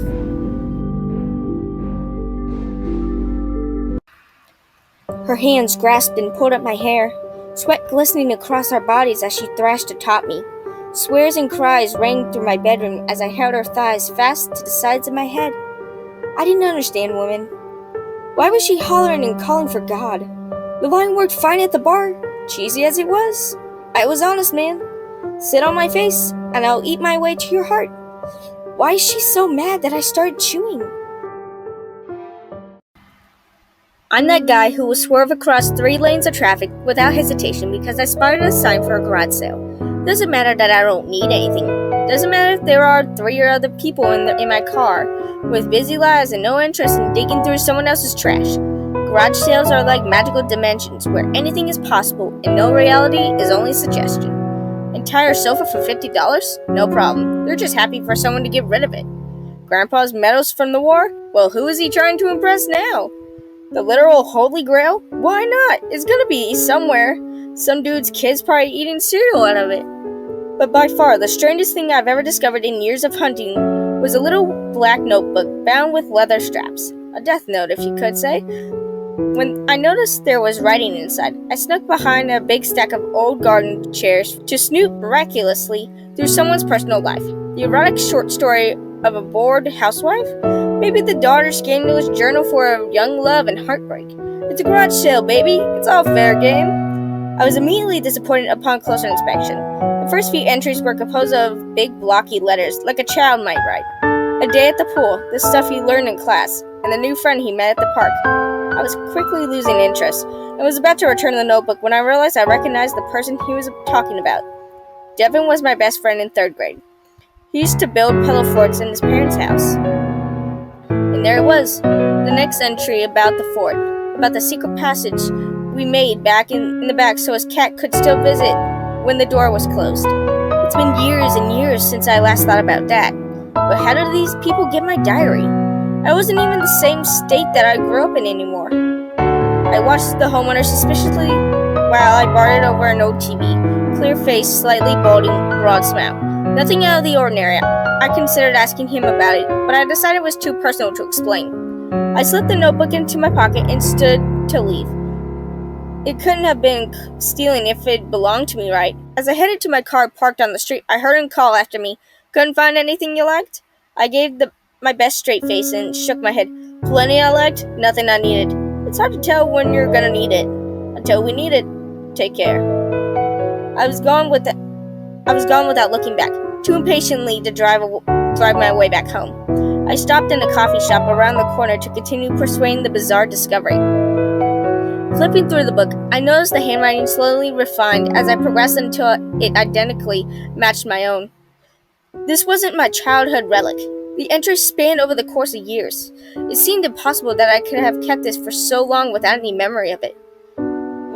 There was no denying it was mine, though, complete with my fleeting obsession over a girl in 1 year of my college classes.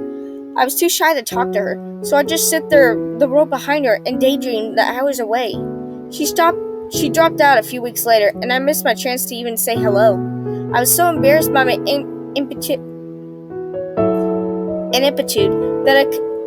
that I never breathed a word about her to anyone, and yet here she was, immortalized on paper in my own hand. So, why don't I remember writing it?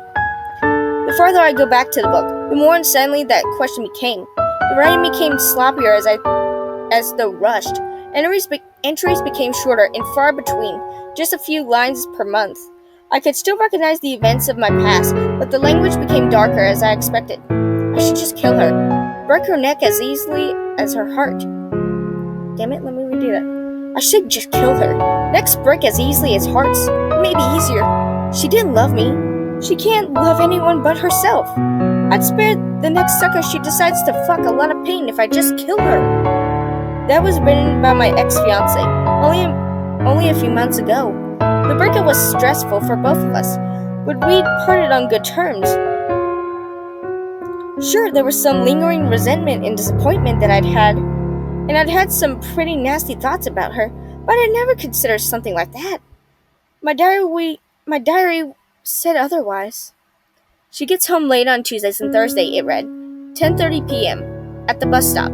She had 2 blocks to walk, and there won't be any people around. All I gotta do is take her purse, and it will look like a mug and gone bad. No one will ever know.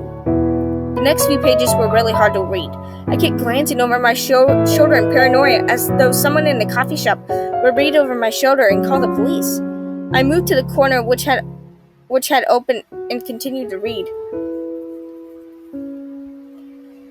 It was even easier than expected. She didn't look up from her phone, even though I was just right behind her. One hand under the jaw, and the other on top of her head. One quick motion. I can still hear the splinter and crack, like stomping on dry wood, except for the wet, sucking sound from separation vertebrae. I stopped reading and looked away. For a second, I thought I remembered what that sounded like, but it might have just been the power of suggestion. I pulled out my phone to text her and make sure she was okay, but I changed my mind at the absurdity of it. I flipped ahead to the last page, continuing to write. It was dated yesterday. It was supposed to be easier this way. I thought killing her would be the end, but I'm thinking about her more than ever. Her face in her every face in her reflection, every smile a sneer, every voice heavy with accusation.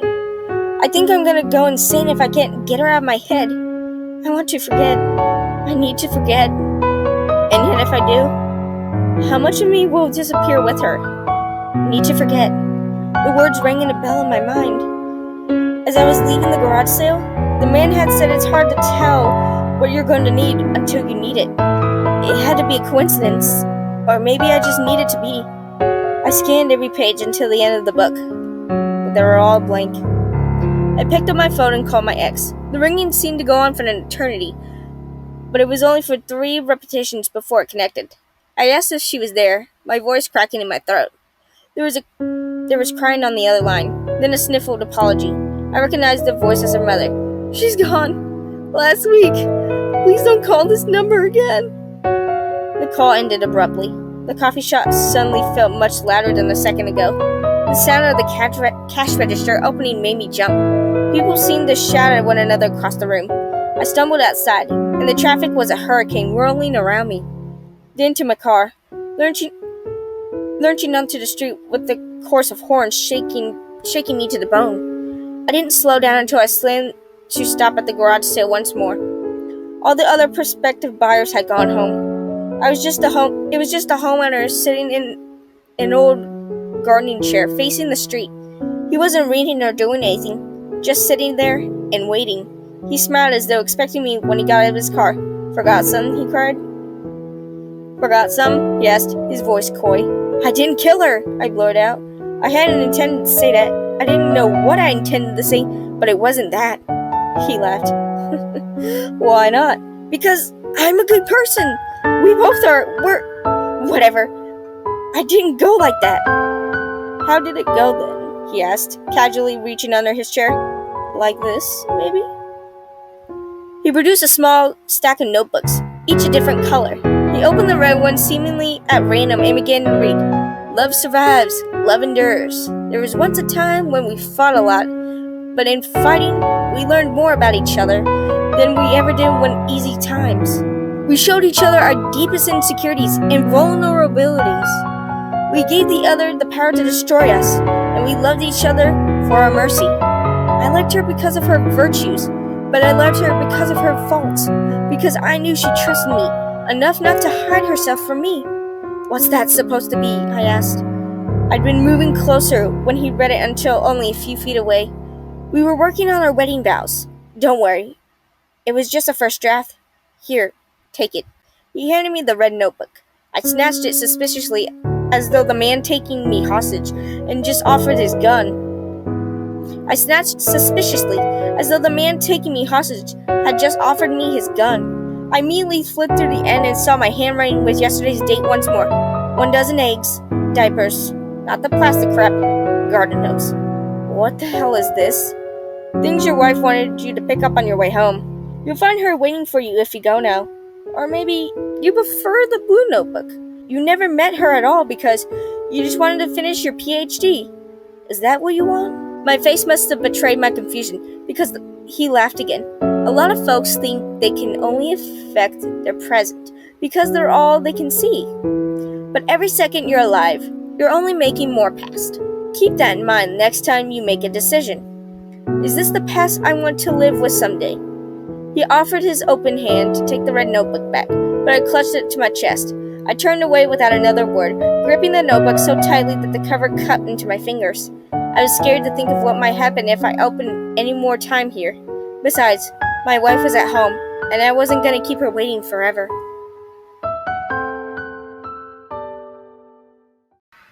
Gonna be doing something a little different this time than normal reading creepypastas, you know that. I'm gonna be doing a raw read of the Pinky and the Brain last episode, and basically raw read is I haven't read it, I haven't gotten through any editing. This is just gonna be bam, bam, bam. That's it. And if I mess up anything, then yeah, no cutouts either. If I like move the computer either, or like flick at something, or even like a cat that's in my bed right now even does anything. So let's begin. Pinky and the Brain is a cartoon from the 90s. It starred an evil mouse and a sub 30 IQ one. See, already fucking up.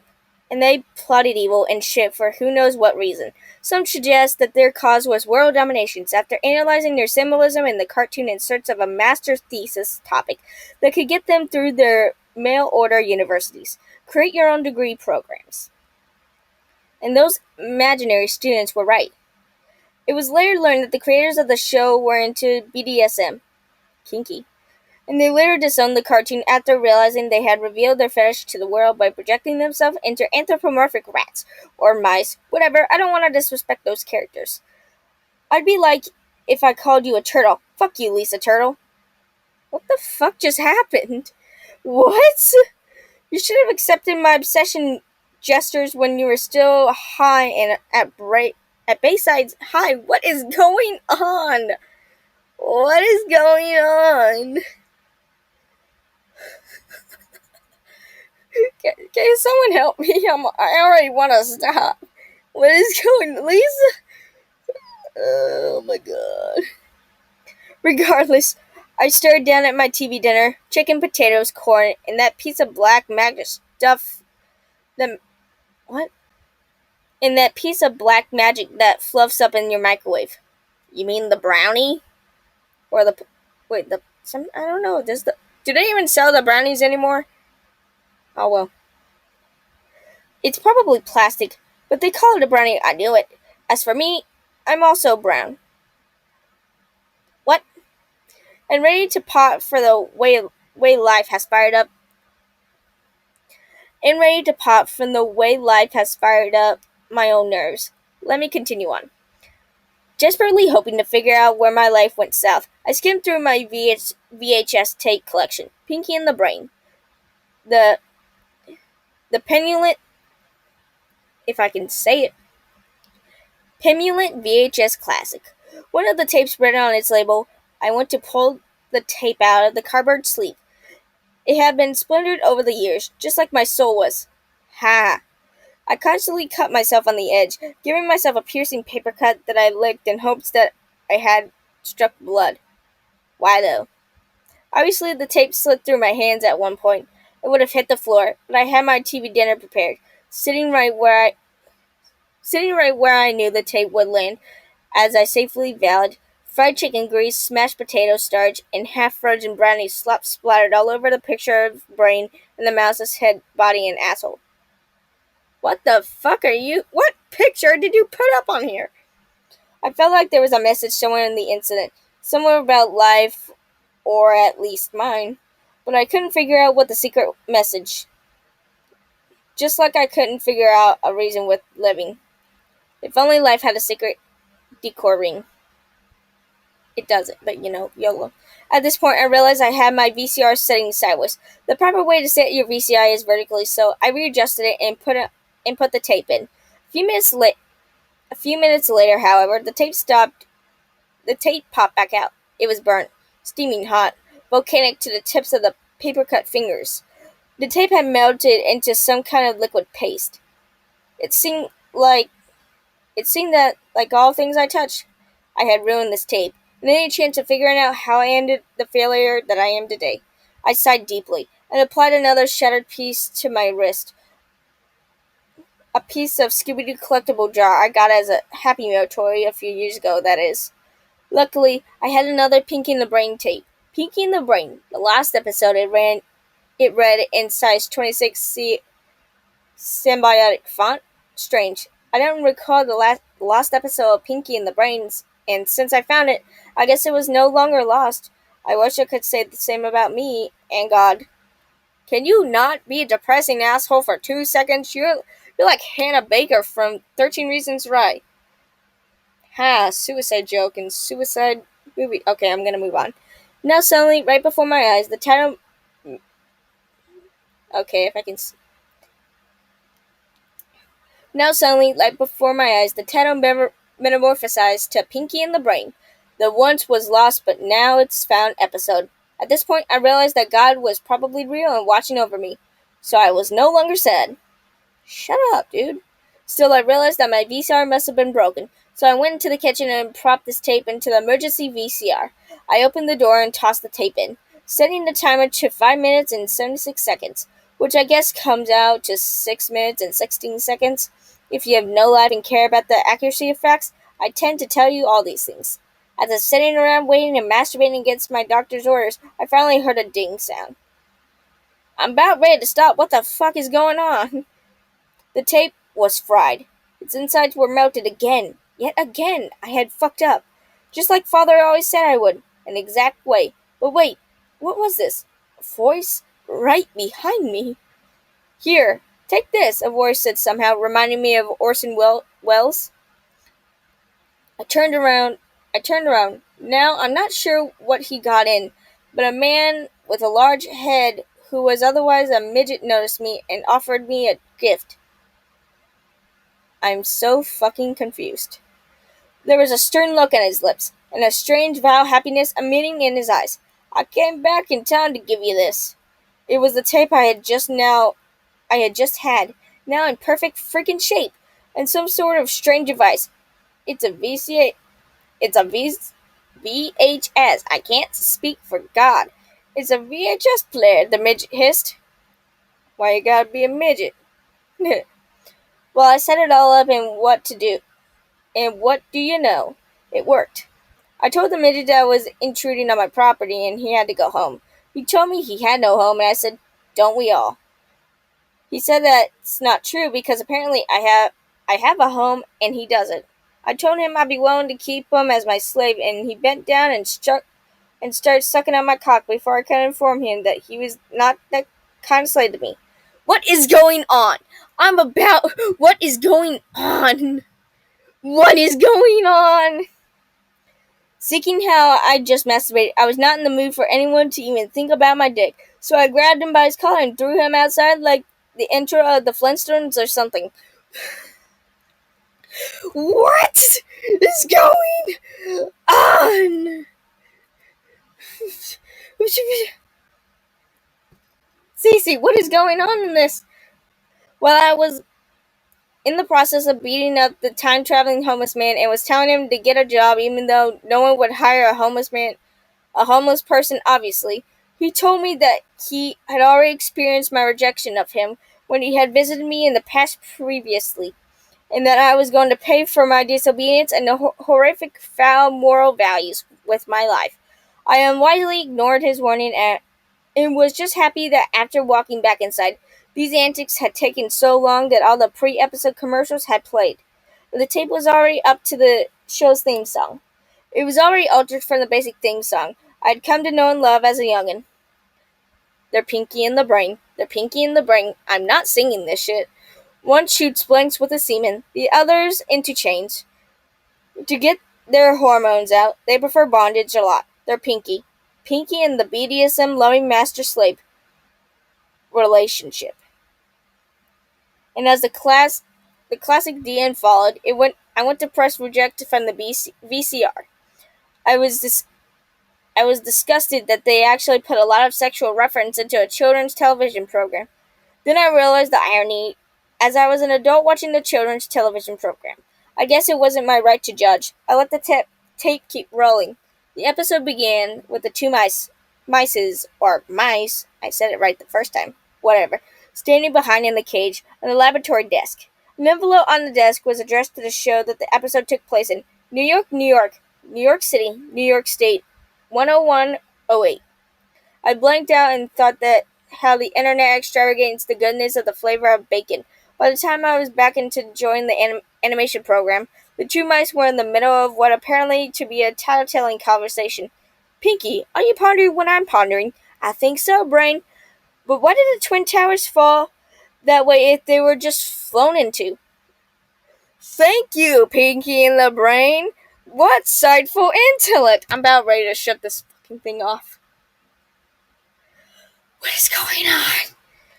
In a fit of violent rage, Brain bitch slapped Pinky across his face. Pinky's two front teeth graphically and violently flew out and landed in some latex intern snickerdoodle ice cream cone. He proceeded to eat the ice cream cone until he accidentally swallowed Pinky's teeth. I guess thinking they were chiclets and choked on them until he died. This sent a chill down my spine. Luckily, it was a warm day and I was wearing my parka, so I didn't feel a thing. I didn't mind feeling a little cold, but this was still strange. Excuse me, what? No, stupid! We're going into the cryogenist chamber and reviving the greatest genius of all time. Dudley do right, Pinkley unintelligibly mumbled this time. I cringed and covered my eye, anticipating what would happen to him next.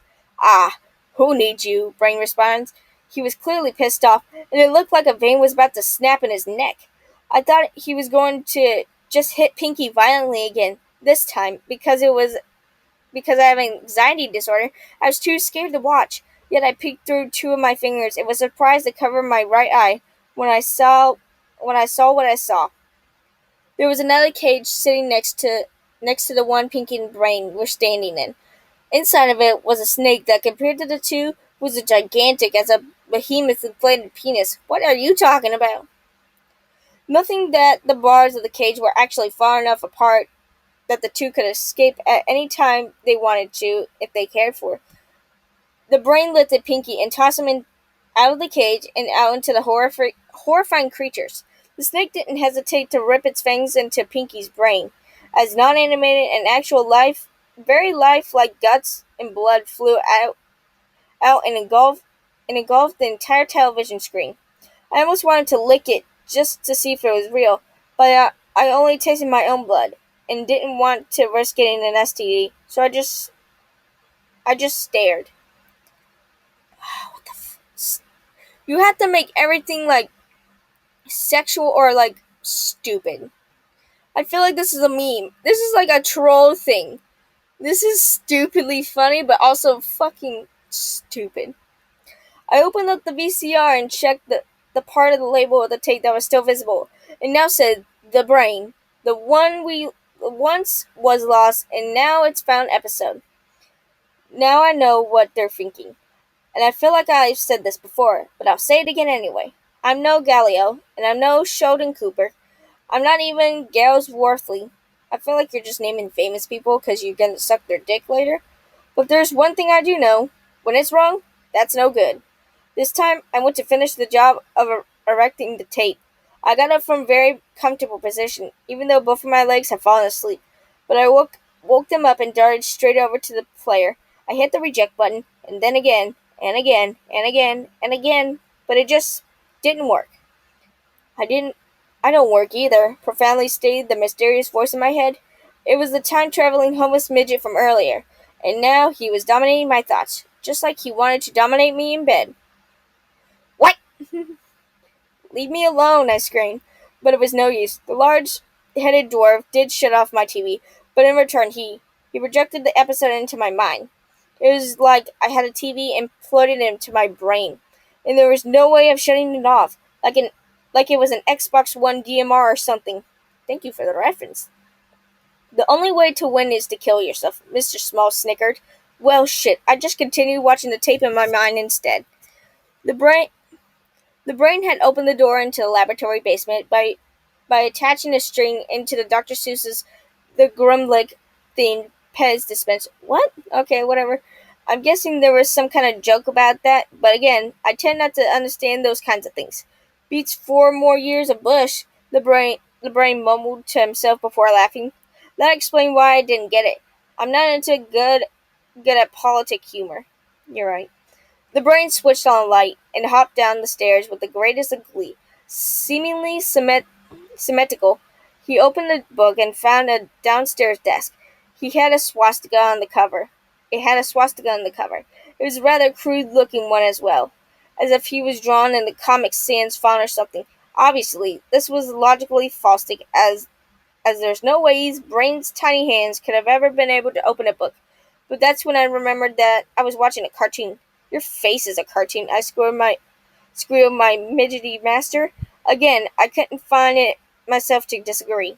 Brain went to work, searching within the book for his answers. Let's see. Frozen people, frozen people. Walt Disney? No, him being frozen is just a myth.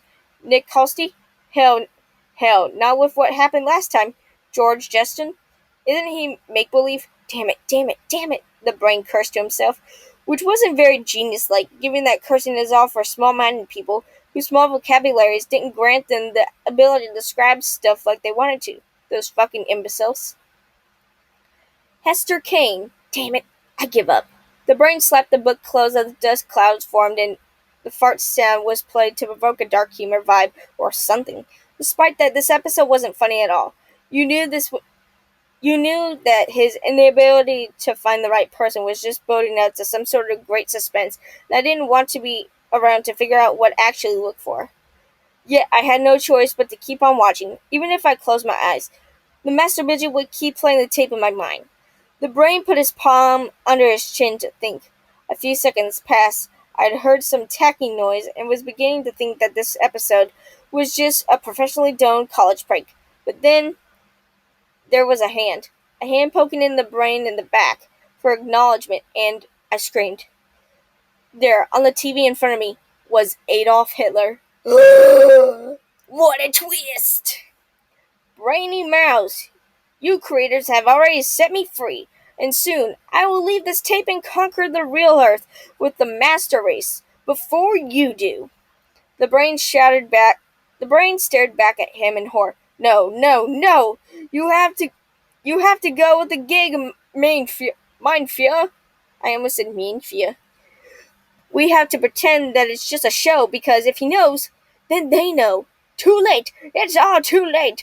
With the Third Reich approaches, their dreadful sacrifices this mankind's advancement! And he did. And Hitler stomped on Brain the Mouse as blood, guts, tiny pieces of bone, and whatever else you name went horrifying flying into the TV screen again. And this time, it was close, that I could taste the blood, the guts, and the bone. Do you wish to drink the blood now? The midget man patronized me. I gasped for air, trying to get the disgusting taste of the mouse crab and innards out of my mouth. Is it over? Is the episode over? I pleaded. This episode will be over. This episode will be soon over, because the world will be ending soon, and I will be completely master's binding. The midget master passionately explained. I stopped. I paused. I went to brush my teeth.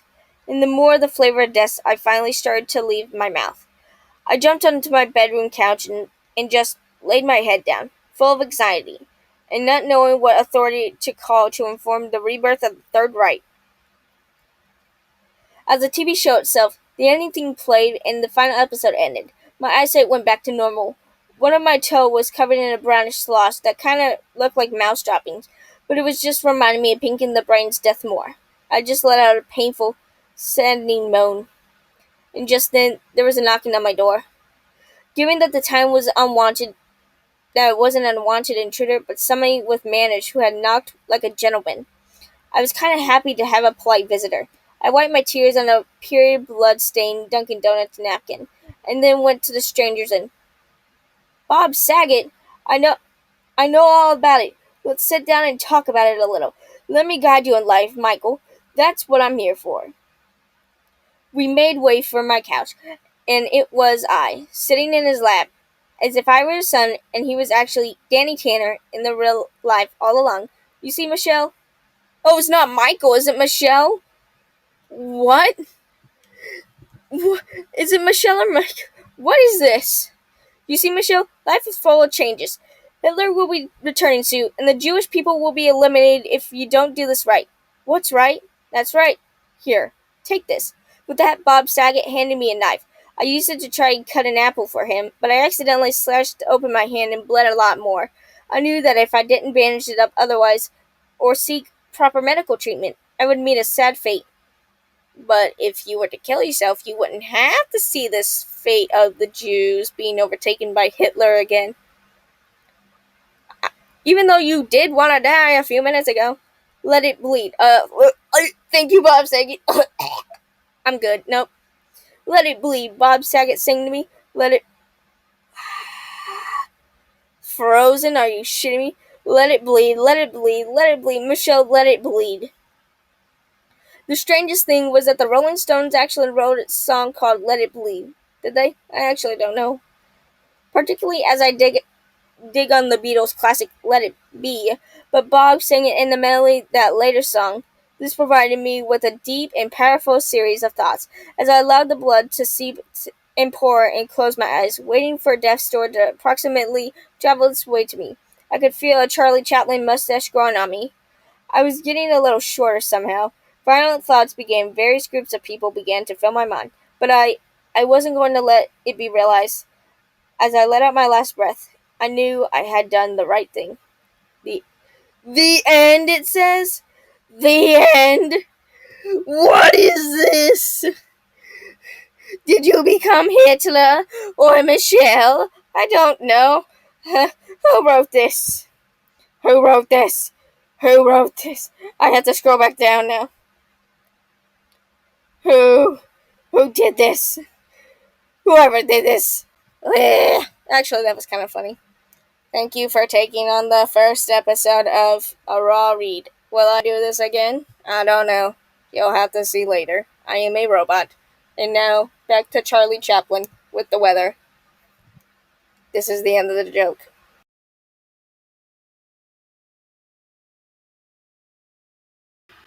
Darlin', hey, darlin', you got something on your sleeve.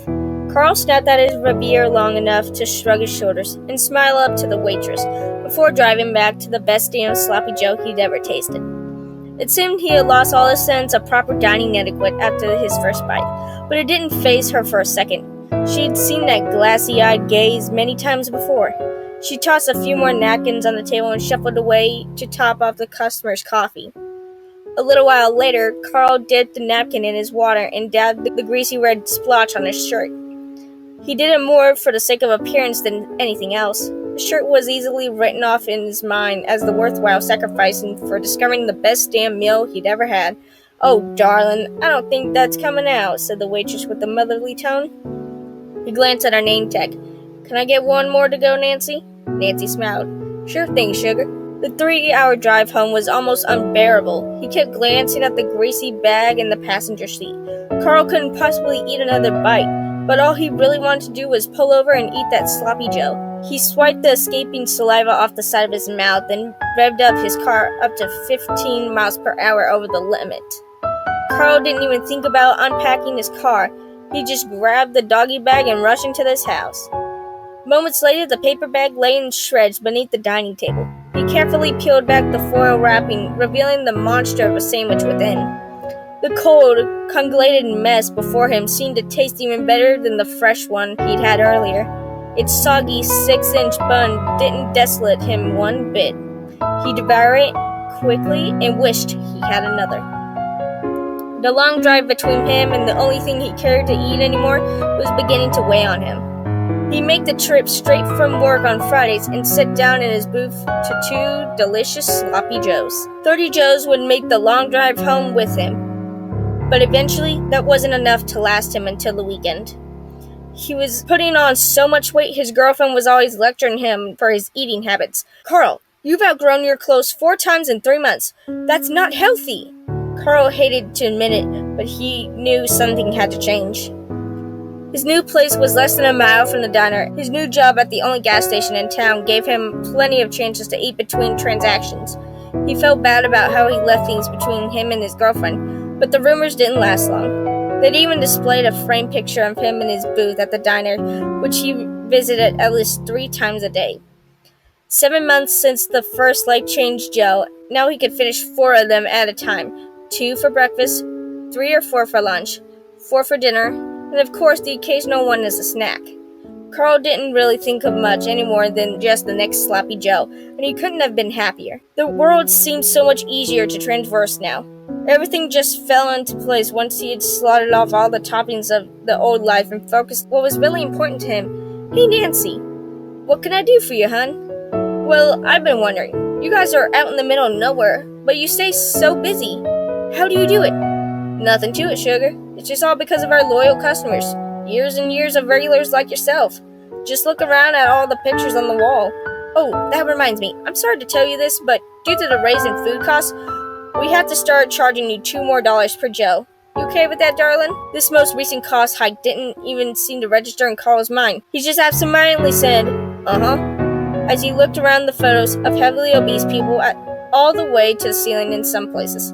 He looked at his picture hanging on the wall in his booth. It showed him sitting there with 2 sloppy Joes on the table, his double chin extending to the wide smile on his face.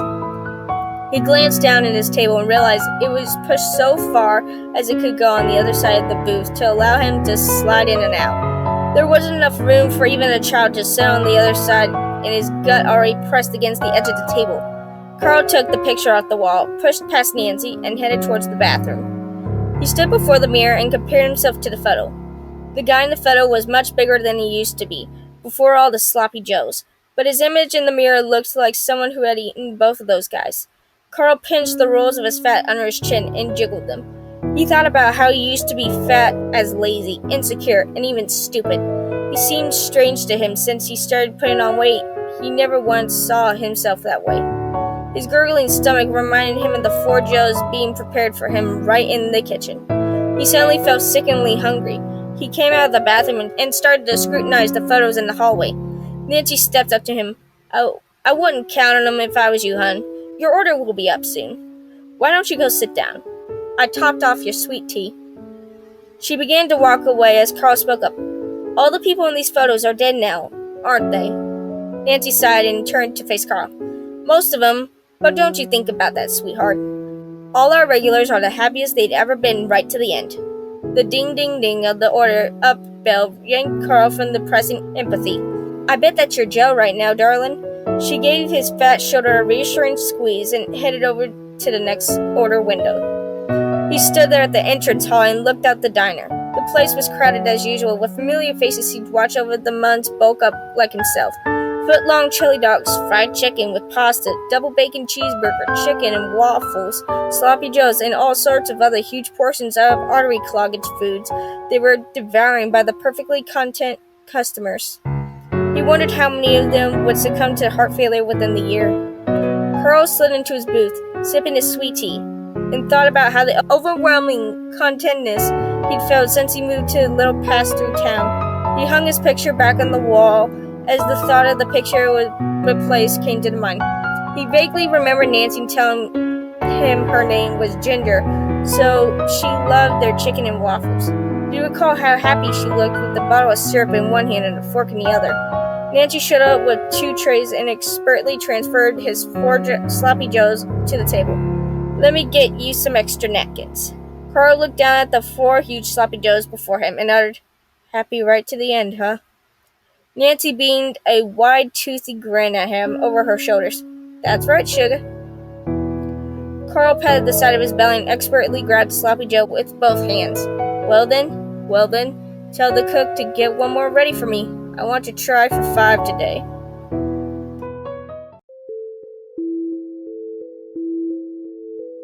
I do consider myself a horror junkie and love horror stories.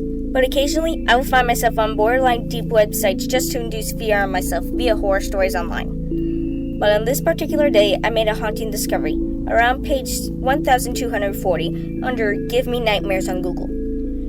I stumbled onto a horror story forum that looks promising to me, and I scrolled down a bit on the site and found an entry just named The 5-Rule Dream, and I clicked on it.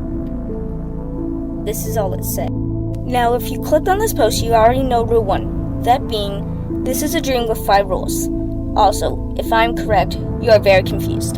The reason being, you clicked on this and no explanation was given to where you just told. You know Rule 1. Don't worry, the explanations will come later, but for now, the rest of the rules. Rule 2. Once in a dream, if you meet all requirements, the game will begin. When the game begins, you better pray your mind is creative enough to create a visible world for the game, one that being enough hiding spaces. Rule 3. Immediately after you fall asleep, he will try to find you. Also, if he finds you, that means you will never wake up from the world you created. In fact, you will never die.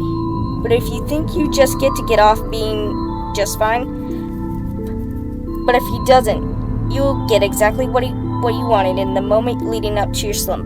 Rule 4. If he finds you, that means you will never wake up from the world you created. You will never even die. But if you think you can get off being fine, you got another thing coming. All of your inner demons will immediately start torturing you in every way you can think of, and I only hope that you have an innocent mind that doesn't really have anything to torture you with. Rule 5. The next time you fall asleep after learning all 5 rules, being the requirements listed at the beginning of the game, they will begin and you absolutely cannot get out of this fate. Now don't worry, I'm of course going to tell you how to play the game that you unwillingly signed up for. Basically, you will enter a very strange and dangerous version of a hide-and-seek, where you have to hide from the embodiment of your inner demons. Hopefully you have enough places to hide because every single time you hide in a spot, you cannot hide there again. And if you think you can just hide in the same spot twice, he will already know where you are, and after that, there is no escaping your fate. Also, let's hope you aren't the kind of person that sleeps until noon, because the only time deadline of this game is the time you typically wake up. Well, have fun. I had to copy-paste all of that from the site just so that you know exactly what the game was about. Of course, it gave me a mild thrill, but at that point, it took a lot to make me actually fearful. So like normal, I went to bed at my normal time of 2 a.m. I woke up, but I wasn't in my bedroom. Oh God, I immediately thought. Now I'm not one to think realistically. I already knew I was in the game because it was in my imaginary city I drew earlier. And I just had the feeling you get when you're in dreams that you just know. I immediately hid where I knew I could, in the most isolated part of the city. Keep in mind, I made the city so I know all the people who would know it. But after I knew round 1 had ended, I didn't move. That was my mistake. Not even half a second after I knew round 2 had started, I felt a huge shadow that made me feel the most fear ever, and seemed to be the embodiment of fear itself, materializing right in front of me, and said, "Why didn't you listen?" In the most horrid voice I had ever heard, and here I am now, being tortured. Thank God I imagined the internet in my new personal hell. So I take this chance to warn anyone I can to make sure that you are reading before you read it. And one more thing. Have fun in the game. Get on any passenger bus that travels a long distance. Greyhound is usually a good pick. Anything that's on the road for longer than 24 hours. Get a window seat facing west. Then stare at the sun, waiting until sunset. Just before the sun touches the horizon, close your eyes. Hard. Do not turn away. Don't look at anything else. Cover your ears if you have to. After a while, you'll notice that the bus has stopped moving. That's the signal that you can open your eyes. When you do, you'll see a gas station, illuminated only by a few flickering fluorescent lights. There will be no sun or no moon, no stars in the sky. The convenience store will have its windows boarded up, but the sign will say, "Open." If you feel you can't go through with it, get back on the bus, return to your seat, and fall asleep. You'll wake up at sunrise the next day, well on your way to wherever the bus was going. If you enter the store, the door will slam shut behind you. You will spend an unknown amount of time there, living out your worst nightmares made real. If you survive the ordeal without going mad, you will wait back on the bus. As it reaches its destination, nothing will ever scare you again. Some say that after this ordeal, anything else simply pales in comparison. Others say that the room contains is all the fear you will ever fear in your entire life, and exposing yourself to it all at once keeps you from feeling any more. This, however, can be done once. There are some exceptions to this reality. to this ability as well.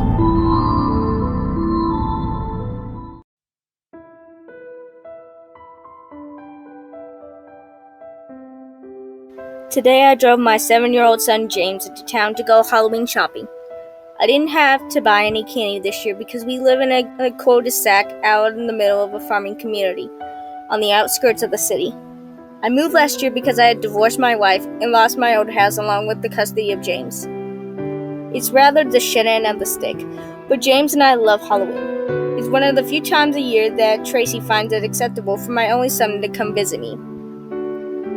James stays with her on every other holiday throughout the year, his birthday, and everything else in between. I get to see him only on my birthday, and this week preceding Halloween, unless that high-bitch court finds it suitable for him to come spend the night every once in a while.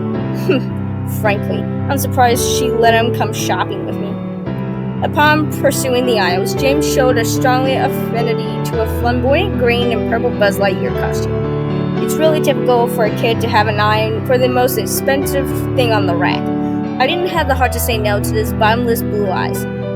He also picked out the house decorations. I know we won't be getting any trick-or-treaters out where I live, but adoring the exterior of our home was always one of our favorite things to do together.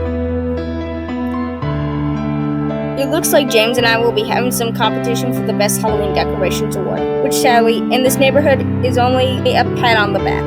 When I lived with James and my ex-wife, he and I won the trophy every year since he was 3. Residents aside, my next-door neighbor is really giving us a run for our money. He did quite the splurge on decorations. He must have ordered everything online, because aside from the cliche Happy Halloween banner and the festival treasures found on his house and lawn, we're nowhere to be seen in the store where James and I shopped, which sold only festive decor. The fellow's garage door sat below a strand of kite string on which hung dozens of expensive-looking bones and skulls. He also placed several other bones sticking straight up out of his lawn. There was no color or detail, just random bones placing here and there, stewing into the unkempt lawn. Truly, though, he's nothing. While walking through my house at dusk outside the dining room window, I noticed a quick flicker of movement dash in and out of my peripheral as I was preparing for James's weekly long stay. I inspected. I didn't know if I should be glad that I did. I walked back in front of the window and saw the same animation, but this time in the center of my vision. I walked back away from the window, and slowly I peeked out from the corner of the glass. I made out the shape of the very top of the person's head peering over the top of my fence, and it seemed to be watching me. Whoever it was ducked down right away as they realized that we had made eye contact. I backed away from the window. I don't know why. I crawled over to the family room window, which is about 15 to 20 feet to the left, but facing the same direction as the dining room window. I still knelt, but curiously grasped the curtain. I ever so slowly pulled back the cloth only to gaze upon the masked fellow who was snooping around behind my property. This time, I saw his entire head. The mask had a gaping, dangling mouth similar to the mask used to the Scream series. The only difference was that the jaw of this particular mask was swaying back in the wind and had teeth, long, thin, fang-like growths that appeared to be almost like strands hanging from the mouth of a whale, though few in number. The expression on the mask was plain, and the color was rather pale, and with a slight gray distortion. It didn't have a goofy smile or an intimidating stare, just a mouth hanging open with a couple perfectly rounded, beady little chameleon eyes eerily shaded. After about 10 seconds of observation, one of the eyes appeared as if it was steadily drifting off, away from where it was asphyxiated, and very slowly began to scan to the left. As soon as he seemed to lock onto where I was, he quickly disappeared. I don't really know my neighbor, much less where he gets all his decorations. I noticed a new ornament of sorts in front of the door today. It was a comically placed where the bowl of candy where he was too lazy to answer the door for trick-or-treaters. Behind it was a large white piece of bones bound to the wall of his house. On it was written a nearly illegible chicken scratch, "Take one." The whole sign had bloody fingerprints smeared on it. More convincing yet, the bloody tape in the bloody wall near the entire wall was smeared in a brownish red. Spooky. The streams of blood that ran from the handprints were strangely enough dry. I didn't know they were made of novelty blood. They wouldn't dry like that. I've only ever spoken to the guy once, and it was around the same time that I moved. He seemed rather distraught. As I approached him, I asked him if everything was alright. He said that he was late for work, which was odd because it was around 8:30 at night. I asked him where he worked, and he revealed to me that he was a biologist that worked at the military base with no details. It was strange. Every time I saw him after this encounter, his pants had traveled up his ankles another centimeter. Midlife growth spurt, I guess. He was henceforth stumbling around awkwardly and tripping over himself. My other neighbors mocked him from time to time. I remember one specific instance when he was watering his shrubbery and one of his knees gave out, backwards. Kind of like a large bird's leg, a pelican, or perhaps a heron. It looked excruciating to me, but he just walked it off. I've only ever seen him outside again once at the display, but it was a month ago, and last month as I walked to the mailbox late one afternoon, I heard his kid cry frantically, screaming almost. I continued into the evening. The noise eventually stopped though.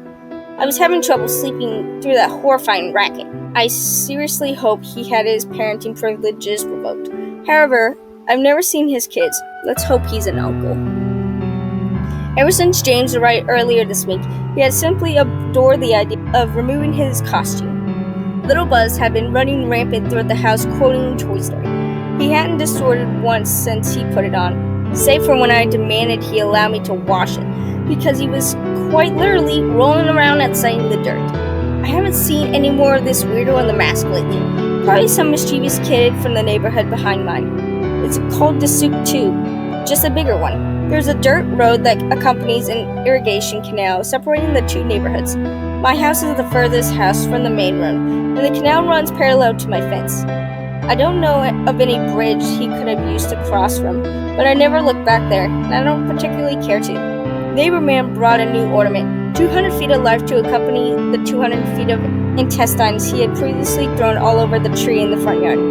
The light coexists uniquely with the prior decor though. All I could smell when I went outside was the burning odor of the sizzling emblem of mixed-match decorations hanging from the tree. The moisture of those oddly genuine-looking innards had adhered to his archive festive lights, producing a deep red glow.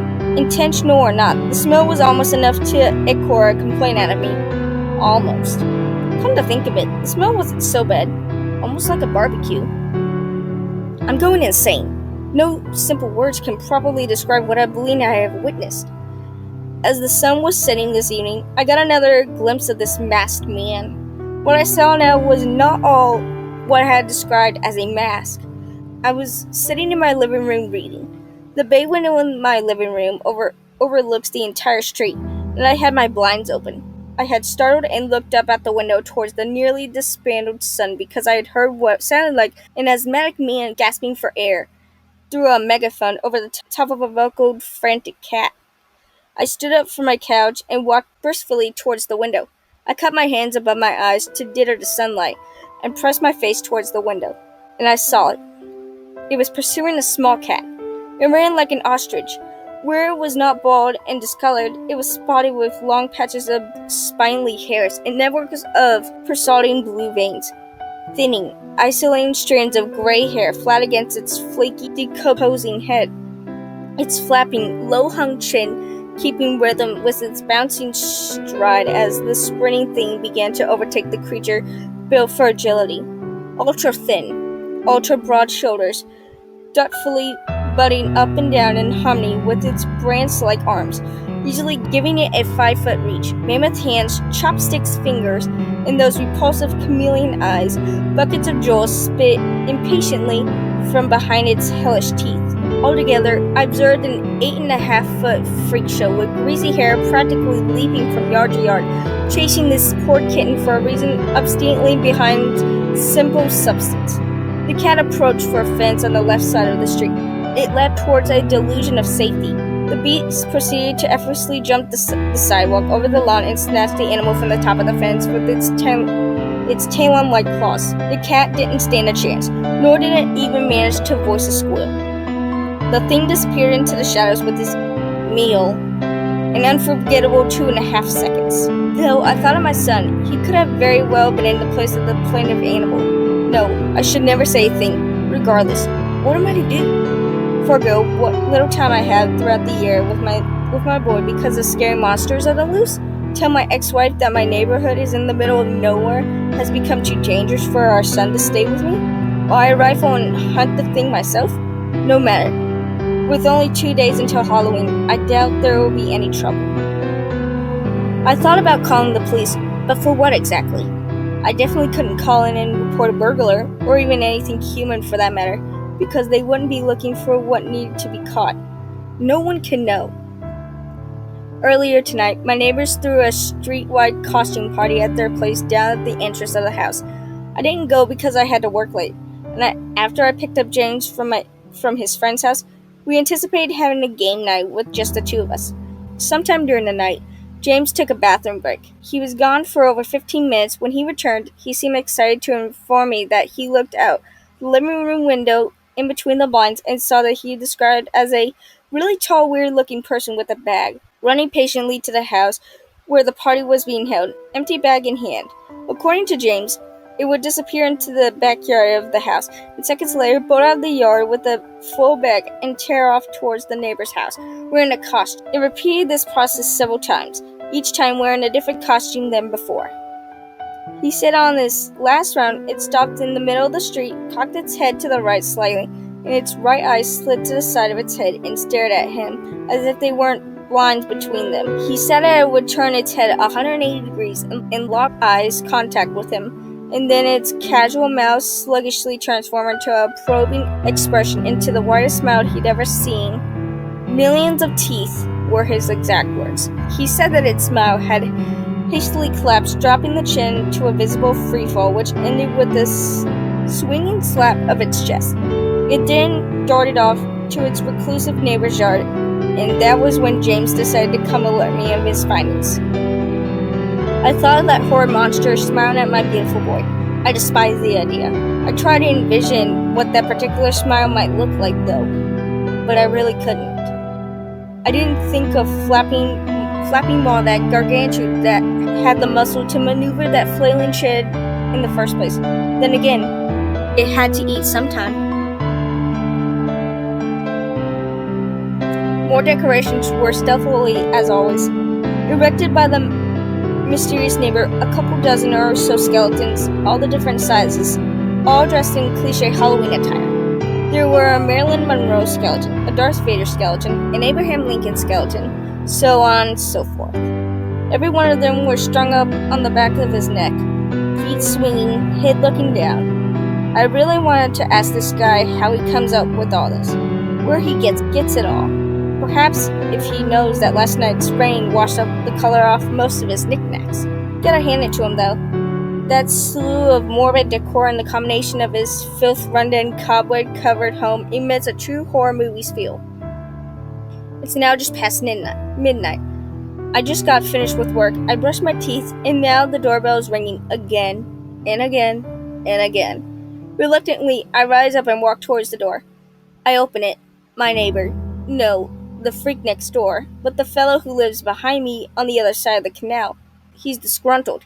He's practically out of breath and is threatening me about something, but none of it is sinking in because one of the skeletons hanging from my neighbor's tree, a newcomer, is staring right at me, its jaw unhinged, unlike the others. It's smaller than the other skeletons, and appears to be dripping with something. Moonlight reveals to me its eyes. Big, blue eyes. I turn to face the man yelling at me. You listening over there? Oh, yeah? The hell you trying to pull? You gave my wife a heart attack with that mask. Apparently my son and I aren't the only ones who had spotted the neighborhood missing link. How could he possibly confuse that thing with me? And don't try to smooth talk your way out of this one, pal. I saw you jumping clean over that fence of yours. The hell you managed to do that? I was still wandering and crawling right back to your basement. It's dark and all, but no doubt it was you, pal. I'm terribly sorry, I improvised. I don't know what came over me. If there's something I can do, my heart sank. Wait here. There's no way. I'm running like a fool into my own house because this asshole bangs on my door at 12:15 in the morning to tell me that he saw this thing jump into my basement. With my trembling hands applying convulsion energy into the doorknob, I turned and flung the door wide open to reveal my son, sleeping, facing the wall, just as I had left him. Figures. He's never all the way under the covers like that, but it's still a bit cold in here. God damn, though. This guy at my door really does have some nerve. He scared the shit out of me. Sorry, He interrupted. Aw, save it.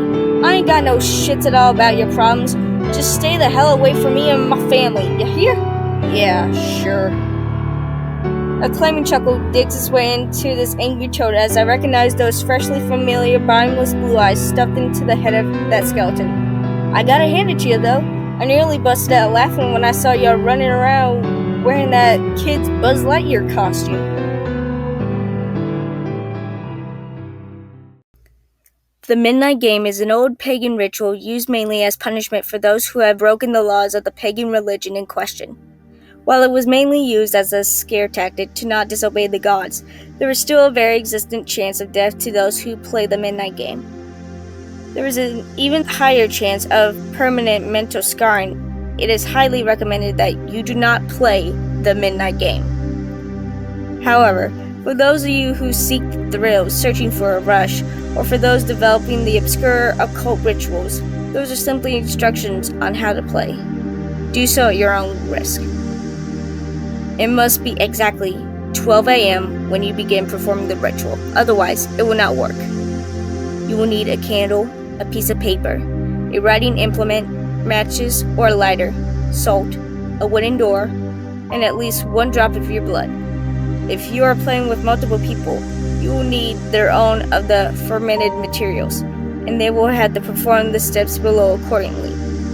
Step 1. Write your full name, first, middle, and last, on the piece of paper. Put at least one drop of blood on the paper. Allow it to soak into the paper. Step 2. Turn off all the lights in this place that you are doing this. Go to the wooden door and place the paper with your name on it in the front of the door. Now take out the candle and light it. Place it on top of the paper. Step 3. Knock on the door 22 times. The hour must be 12 a.m. upon the final knock.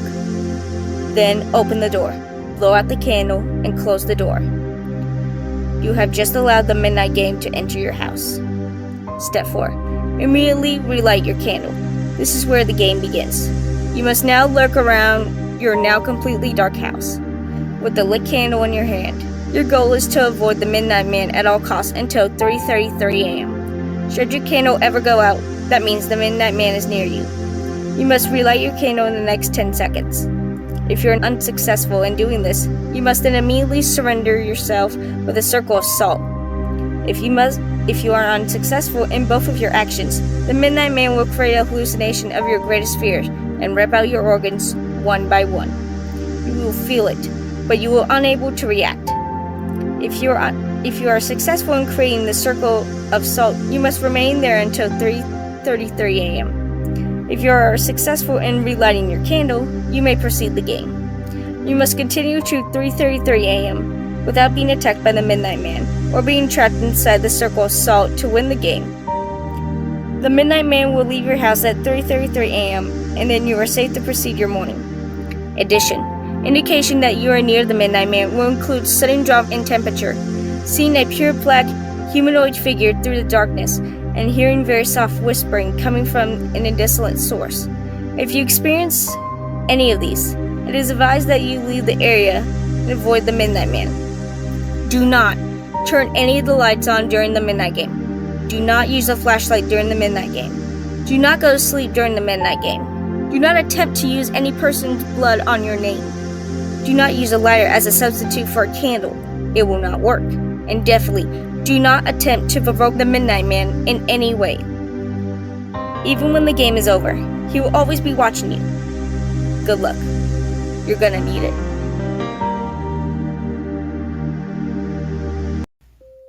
It is safe to assume you are aware of the infamous dog smile or smile that JPEG picture. If not, you might understand where I'm coming from a little bit better if you look into it, then come back. This is my own personal account, if you believe it or not. I recently felt very inspired by the picture known as Dog Smile, and I felt like painting my own version of it. Let me start by saying that these are more possible factors in my story than just the reaction, but it started the worst of it. My house has always been possibly supernatural activity, but nothing big and nothing aggressive or threatening. Just simple things like the sounds of footsteps and something being dragged, voices, and my sister swears that she saw a floating face one night. Though spooky, nothing we felt to be entirely evil. Then one night, about a week ago, I started painting on my version of Smile.jpg. In the painting, I needed something that looked dingy and almost as if the painting was dried up. I do not say this next part to sound dark or emo or anything. It's just the best way I can do the effect, or what I believed. I cut my hand and mixed my blood with the paint. I almost was going to use a filter on top. I am part Native American, and in their belief, in most religions, actually, blood contains the power of a soul. Blood detonates life, and therefore, you are to never share or take blood in fear of mixing one's soul. I am never one to be that superstitious, and I have not done it to a handful of paintings before this. I won't be doing that anymore. I finished the painting around 1 a.m. and put it above the closet door. That night, I woke up twice to a low rumbling noise, almost as if a large dog was growling beside my bed. Being the chicken I am, I remained in my bed and didn't move. The noise would only last around 5 to 7 seconds, and I passed it off as possibly the heater had some issues and caused it to rumble at the moment. The next 2 nights, the same noise happened. Each night, it became more frequent. On the 3rd night, I saw the dog's eyes inch from my face, and then they disappeared. I told myself it was a dream caused by the placebo effect of me worrying that the painting was behind it all. The next night, the eyes shut up again, but the smile was there as well. This time, a low brain sound was barely audible. The 5th night was when I knew it wasn't all in my mind. I slept all night without being woken by the noise or anything. That is until 4 a.m. It all happened in a flash. Yet I could still see it in my mind perfectly. The memories are making my hand shake as I type this. As I lay in bed, I hear a loud noise, like wood snapping in a roar. My eyes bursted open to see what looked like a black wolf pouncing upon me. As the creature touched me, it seemed to evaporate into thin air, and my chest was filled with pain. As I looked down, I saw the pain the pain had come from. My chest now had 3 large gashes down it, but oddly enough, there was never a drop of blood that came from it. It was easily deep enough to bleed, but it stung as if it burned instead of a cut. I didn't know what to do. I was scared and didn't want to be with the pain anymore. I ran from my house and drove to my friend's house at 4 a.m. He still didn't believe me about it, says I did it to myself to try and scare him. No one really believes me, and I doubt I would if it hadn't happened to me. The painting is now in my shed. I was going to burn it and throw it away, but I have an old friend who is a preacher coming down in a week to check it out first. I have been in the shed only once since. I locked it away in there, and it felt as if I was being watched. The air felt thick, and I got nauseous when I was in there with the painting. Now I'm just waiting to get rid of it, but I fear the memories will never leave me.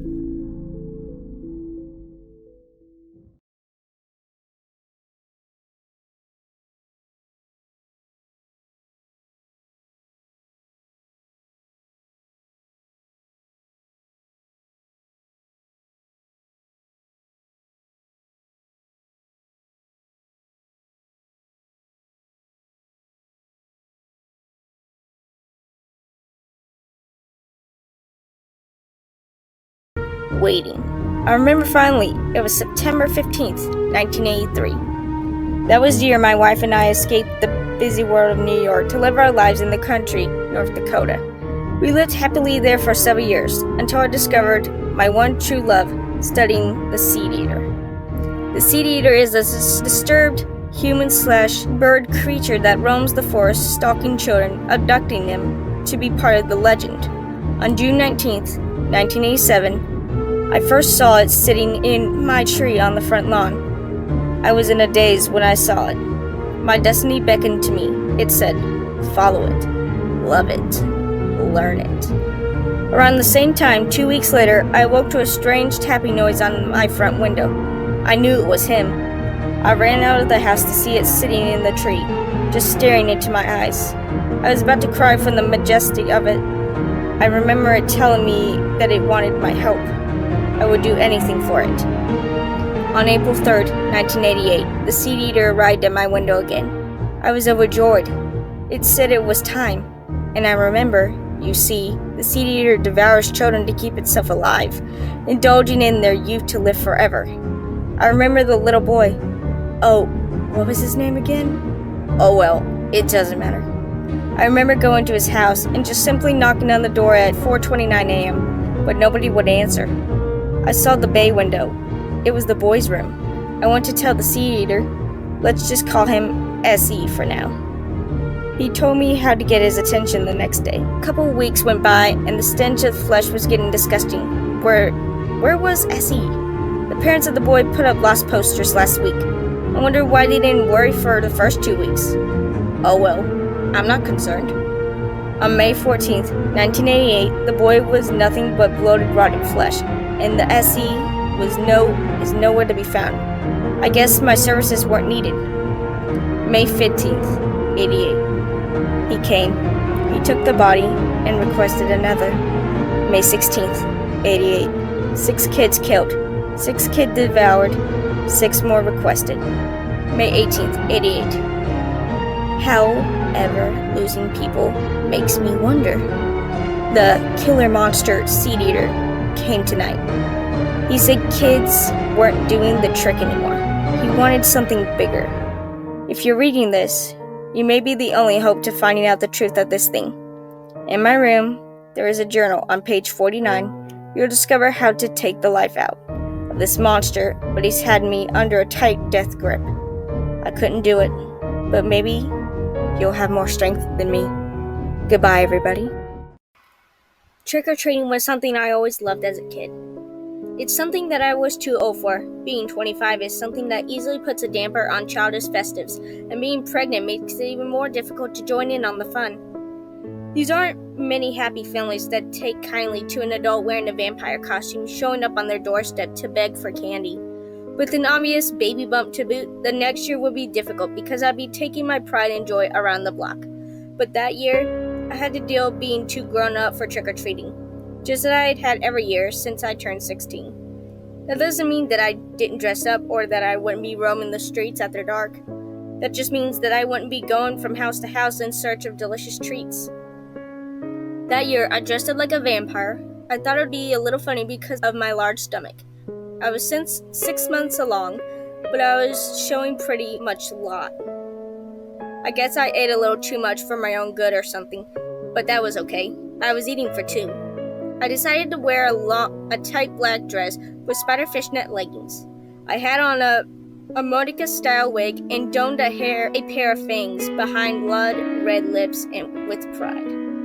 I didn't have money for a costume, so this was all the stuff I'd found in my closet from years before. Maybe that's a statement of how much I love Halloween. Either way, I decided I would carry out the old age tradition by passing out candy before the midnight stroll. Being outside in the open air was the witching hour was always something that I found thrilling about Halloween. It was as if night had held a hint of magic that I wasn't allowed to forget and didn't want to. It was intoxicating, and I was intended on keeping both traditions culturally and personally alive. I had a big bowl of candy waiting for the kiddies, and my costume on almost an hour before everyone, even before they had showed up. I passed the time waiting on the little ones by watching old horror movies. I had a set of movies all picked up from The Blob to the Amityville Horror. Every time I heard a knock at the door, I hit pause and jumped up as fast as any pregnant lady would. I was always happy to rush to the door, grab my bowl of treats, and greet the little guys and ghouls at my doorstep. The kids that came by were so cute. I saw princesses, Power Rangers, witches, other vampire kin, and even a tiny baby in the most adorable pumpkin costume. It was marvelous to see all the other Halloween lovers. As the sky descended into darkness, I became more and more excited.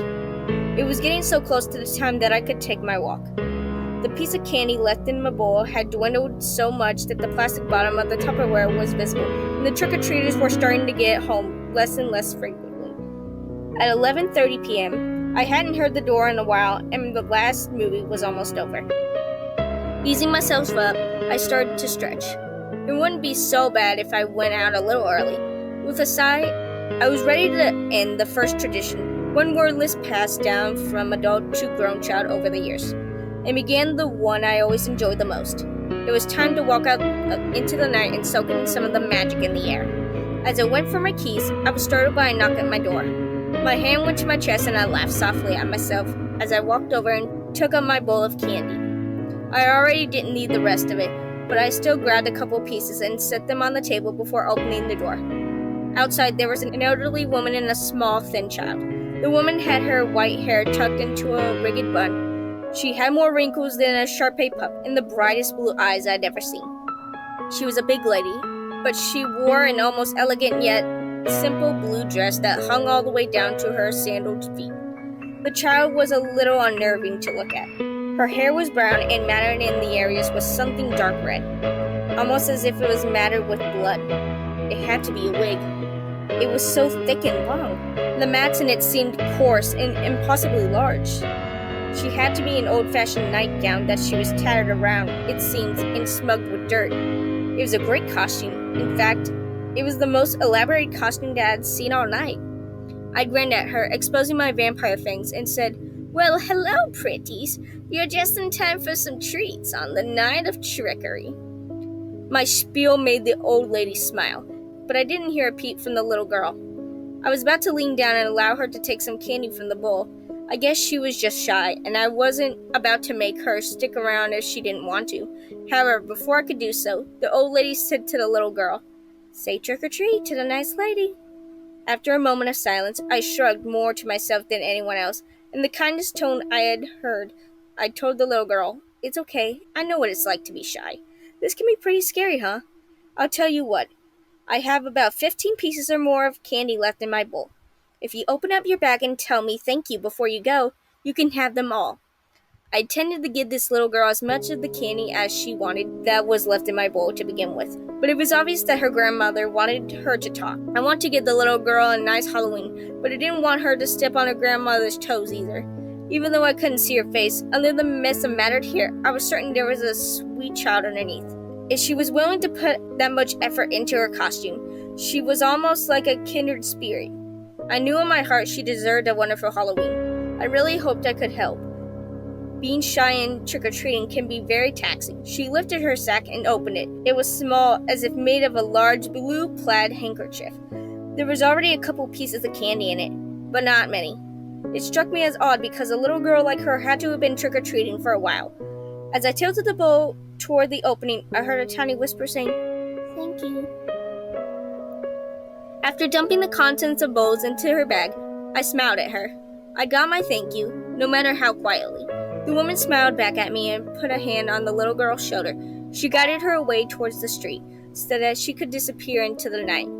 I stepped back inside with my bowl and set it on the table. I had a warm feeling inside my heart, because I knew I had done something good for her. I took my time gathering my keys and my cell phone. I was giving those two time to get some distance. I liked them, but I wanted to walk alone and uninterrupted by others.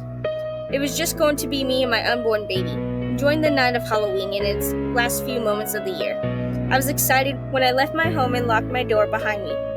As I wandered down the streets in the opposite direction than what I saw the lady go with the child, I took a big deep breath of cool night air. I meandered down the twisting streets with my hand idly resting on the curve of my belly. I found myself doing this more and more as my pregnancy progressed. The more aware I was of my baby growing inside me, the more and more anxious I was to meet him or her. I could hardly wait to share this walk with my child next year. For that year, he or she I chose to wait to learn the gender would just have to be cradled in my stomach. Eventually, I came across a road with one long street lamp. The yellow glow shining through the darkness was actually a little creepy, but in the spirit of the holiday, I had to check it out. I slowly made my way towards it, enjoying the ambiance of the cool night air and the silence of the nearing midnight hour, until I saw a figure standing in the light. It took a moment, but I suddenly realized it was the girl from before. That hair was matted in her face, and the dress looked dirty and tattered. There was no way it could be anyone but her. The sight of her stopped me in my tracks. Should I go talk to her? Where was her grandmother? What was she doing all the way over here? I decided I had to help her. Anything less would be wrong, and I knew it, but there was something about the situation that sent a chill up my spine. Despite my discomfort, I approached her. I didn't say a word until I reached the edge of the light. For a moment, she just stood there, facing me in the silence. I had my hand pressed against my stomach, and she had her fingers wrapped tightly around the top of her small blue bag. I cleared my throat and asked, "What are you doing all the way out here all by yourself? Do you need some help?" My heart raced, so I waited for a response. Without a second, she took a step forward. When I didn't move, she took another step. I was about to repeat my question when she took a flurry of steps in my direction. The moment never revealed her face. It merely made her hair and dress sway as if pressed against a gentle breeze. The more I looked at her hair, the more the mats looked real. The areas of the blood substance looked gooey and dark. They glistened like a fresh wound. It was strange. Her costume was so elaborated, but she still wouldn't talk. I heard her bare feet on the sidewalk before I even looked down to see that she wasn't wearing any shoes. This girl was so odd, but I was intent on helping her. Why was she out here all alone? "Little girl?" I asked, hearing a quiet sliver in my own voice as I spoke. "Do you need any help?" Her hand shot out and it landed on my stomach. It was unusually cold, as if she was pressing an ice cube on my body. I gasped and nearly took a step back, but I was frozen in place, as if I couldn't move, even if I wanted to. Finally, she lifted her head. That hair plastered against the counter of her face so that I could make out the indentions of her eyes and a small slope of nose. Her bag dropped to the ground, and I heard the candy spill out on the concrete. As I stared down at her, it was hard to breathe. I started to feel dizzy. My knees began to sink towards the ground. She lifted her hand and abruptly pulled her hair to the side. All I could see was her dark brown eyes in the moment. Those eyes were so intense that I couldn't look away. She seemed to be pleading with me. There was so much sadness in that gaze that I felt tears streaming out of the corners of my eye before I even knew I was crying. The world around them began to fade to darkness until there was absolutely nothing. It was like I closed my eyes and all it went away. I didn't know how long I was out, but when I awoke, I looked around. I was laying on the ground with candy spraying all over me. My head was sore, but my biggest worry was the dull pain I felt in my stomach. I had fallen in a pain like that couldn't be ignored. I fumbled around for my phone without getting up. I didn't want to do anything that might harm my baby. I had to be cautious as I dialed for an ambulance. I looked around for the little girl, and I couldn't find her anywhere. A few hours later, I was in a hospital bed in the emergency room. I had been rushed there to get checked out. So far, all I knew was there was a knot on the back of my head and a bruise on my rump. I had a blood test, a scan or two, and an ultrasound done. I was getting frustrated and even more worried as time passed. It seemed to take ages, but a doctor eventually found their way to the foot of my bed. He smiled at me and said, "Miss Anderson, I'm happy to tell you that everything is fine. Your bruises should heal up nicely. You don't have a concussion, and there's nothing wrong with your baby. I do have news, though. The reason we've been doing so many tests is because the ultrasound technician thought she'd heard 2 heartbeats. We didn't want to alarm you further until we knew. But, ma'am, you're having twins. Congrats." With a big goofy smile, he didn't even wait for me to respond. He left me to deal with the news, saying that a nurse would be in to release me soon. I had put a hand on my belly and couldn't believe that there was 2 of them in there. Why hadn't anyone caught that before? How long would it have been for them to catch on to that if I had twins? If I hadn't had the altercation with that little girl? Everything I could remember was really confusing. I could only guess that she pushed me or that I had passed out for some reason. Nothing made sense anymore. As I tried to take it all in, a nurse walked into the room. I looked up and saw the old woman from before, only in a light blue scrub. She gave me a worried smile and approached my bedside.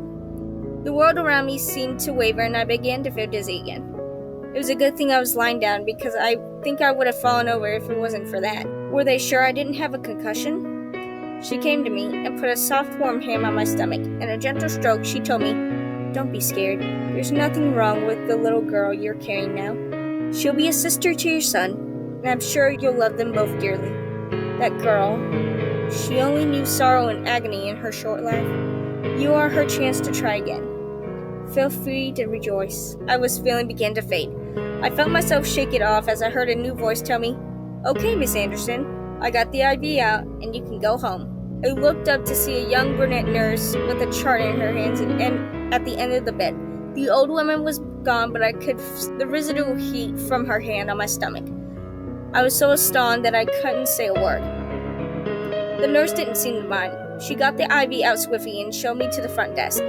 Even as I filled out the papers and signed forms, I couldn't stop thinking about what happened. I was in a daze. It wasn't until I started asking the receptionist about talking to the older nurse that was in the room that it finally hit me. The old woman said I was pregnant with a boy and a girl. She was clearly referring to the little girl from before. How was that possible? Where had she gone? I couldn't find anyone that knew who I was talking about, and I eventually called a ride home before they readmitted me for further inspection. Just 3 months later, I gave birth to 2 healthy babies. My family was elated to have twins brought into the family. Their father created more distance by disappearing to his mother's house an entire state away. I was fine with that. He still had to pay child support. I had my family. I had my little boy with sky blue eyes and his bald head.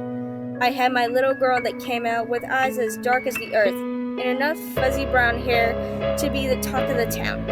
I never forgot about the night of trickery in which she found me. I guess I got the treat after all. Okay, now it's your turn, Chloe cheered loudly. Shh, you're gonna wake up your mom, said Chrissy. Oops, sorry. So truth or dare? Truth, Chrissy seemed to be hesitant, but Chloe couldn't have it. Why truth? That's boring. You never pick dare, chicken. But chicken? Chloe crossed her arms and turned away. Fine, dare then. What do you want me to do? I want you to go to your mom's room, flicker the lights, and slam the door shut. Chloe pointed towards the door in the hallway, right next to Chloe's bedroom, facing the stairs. Just to scare my mother. She forbid us to talk so late at night. Are you sure? Asked Chrissy. When I get caught, maybe she'll find out what we've been up to all this time. Maybe she'll get mad and maybe I won't be able to come over anymore. Why, of course not, silly. She'll probably blame me anyways. Now go for it, go! Chrissy went into the hallway, and as Chloe said, she flickered the lights, closed the bedroom door, and with a loud slam, enjoying the sound of her mother's loud gasp and returning to Chloe's bedroom, closing the door behind her. They giggled together about what Chrissy just did. The giggling stopped when Chloe's mother found her way into the hallway, stomping towards Chloe's room, frustrated. Chloe quickly gathered the Ouija board, candles, books, and other knickknacks, threw it in the corner, jumped into her bed, and pretended to be asleep. Her mother opened the door, about to say something, but didn't. She sighed, stood there for a second, and then closed the door again. She retreated to her bedroom, went back to sleep, keeping the lights on and the door closed this time. After a few moments, Chloe crawled out of the bed quickly, grabbed the Ouija board, and searched the ground on the playing chart. She then sat in the middle of the room again, lighted 4 candles, and spelled out the words. That was a close call on the Ouija board.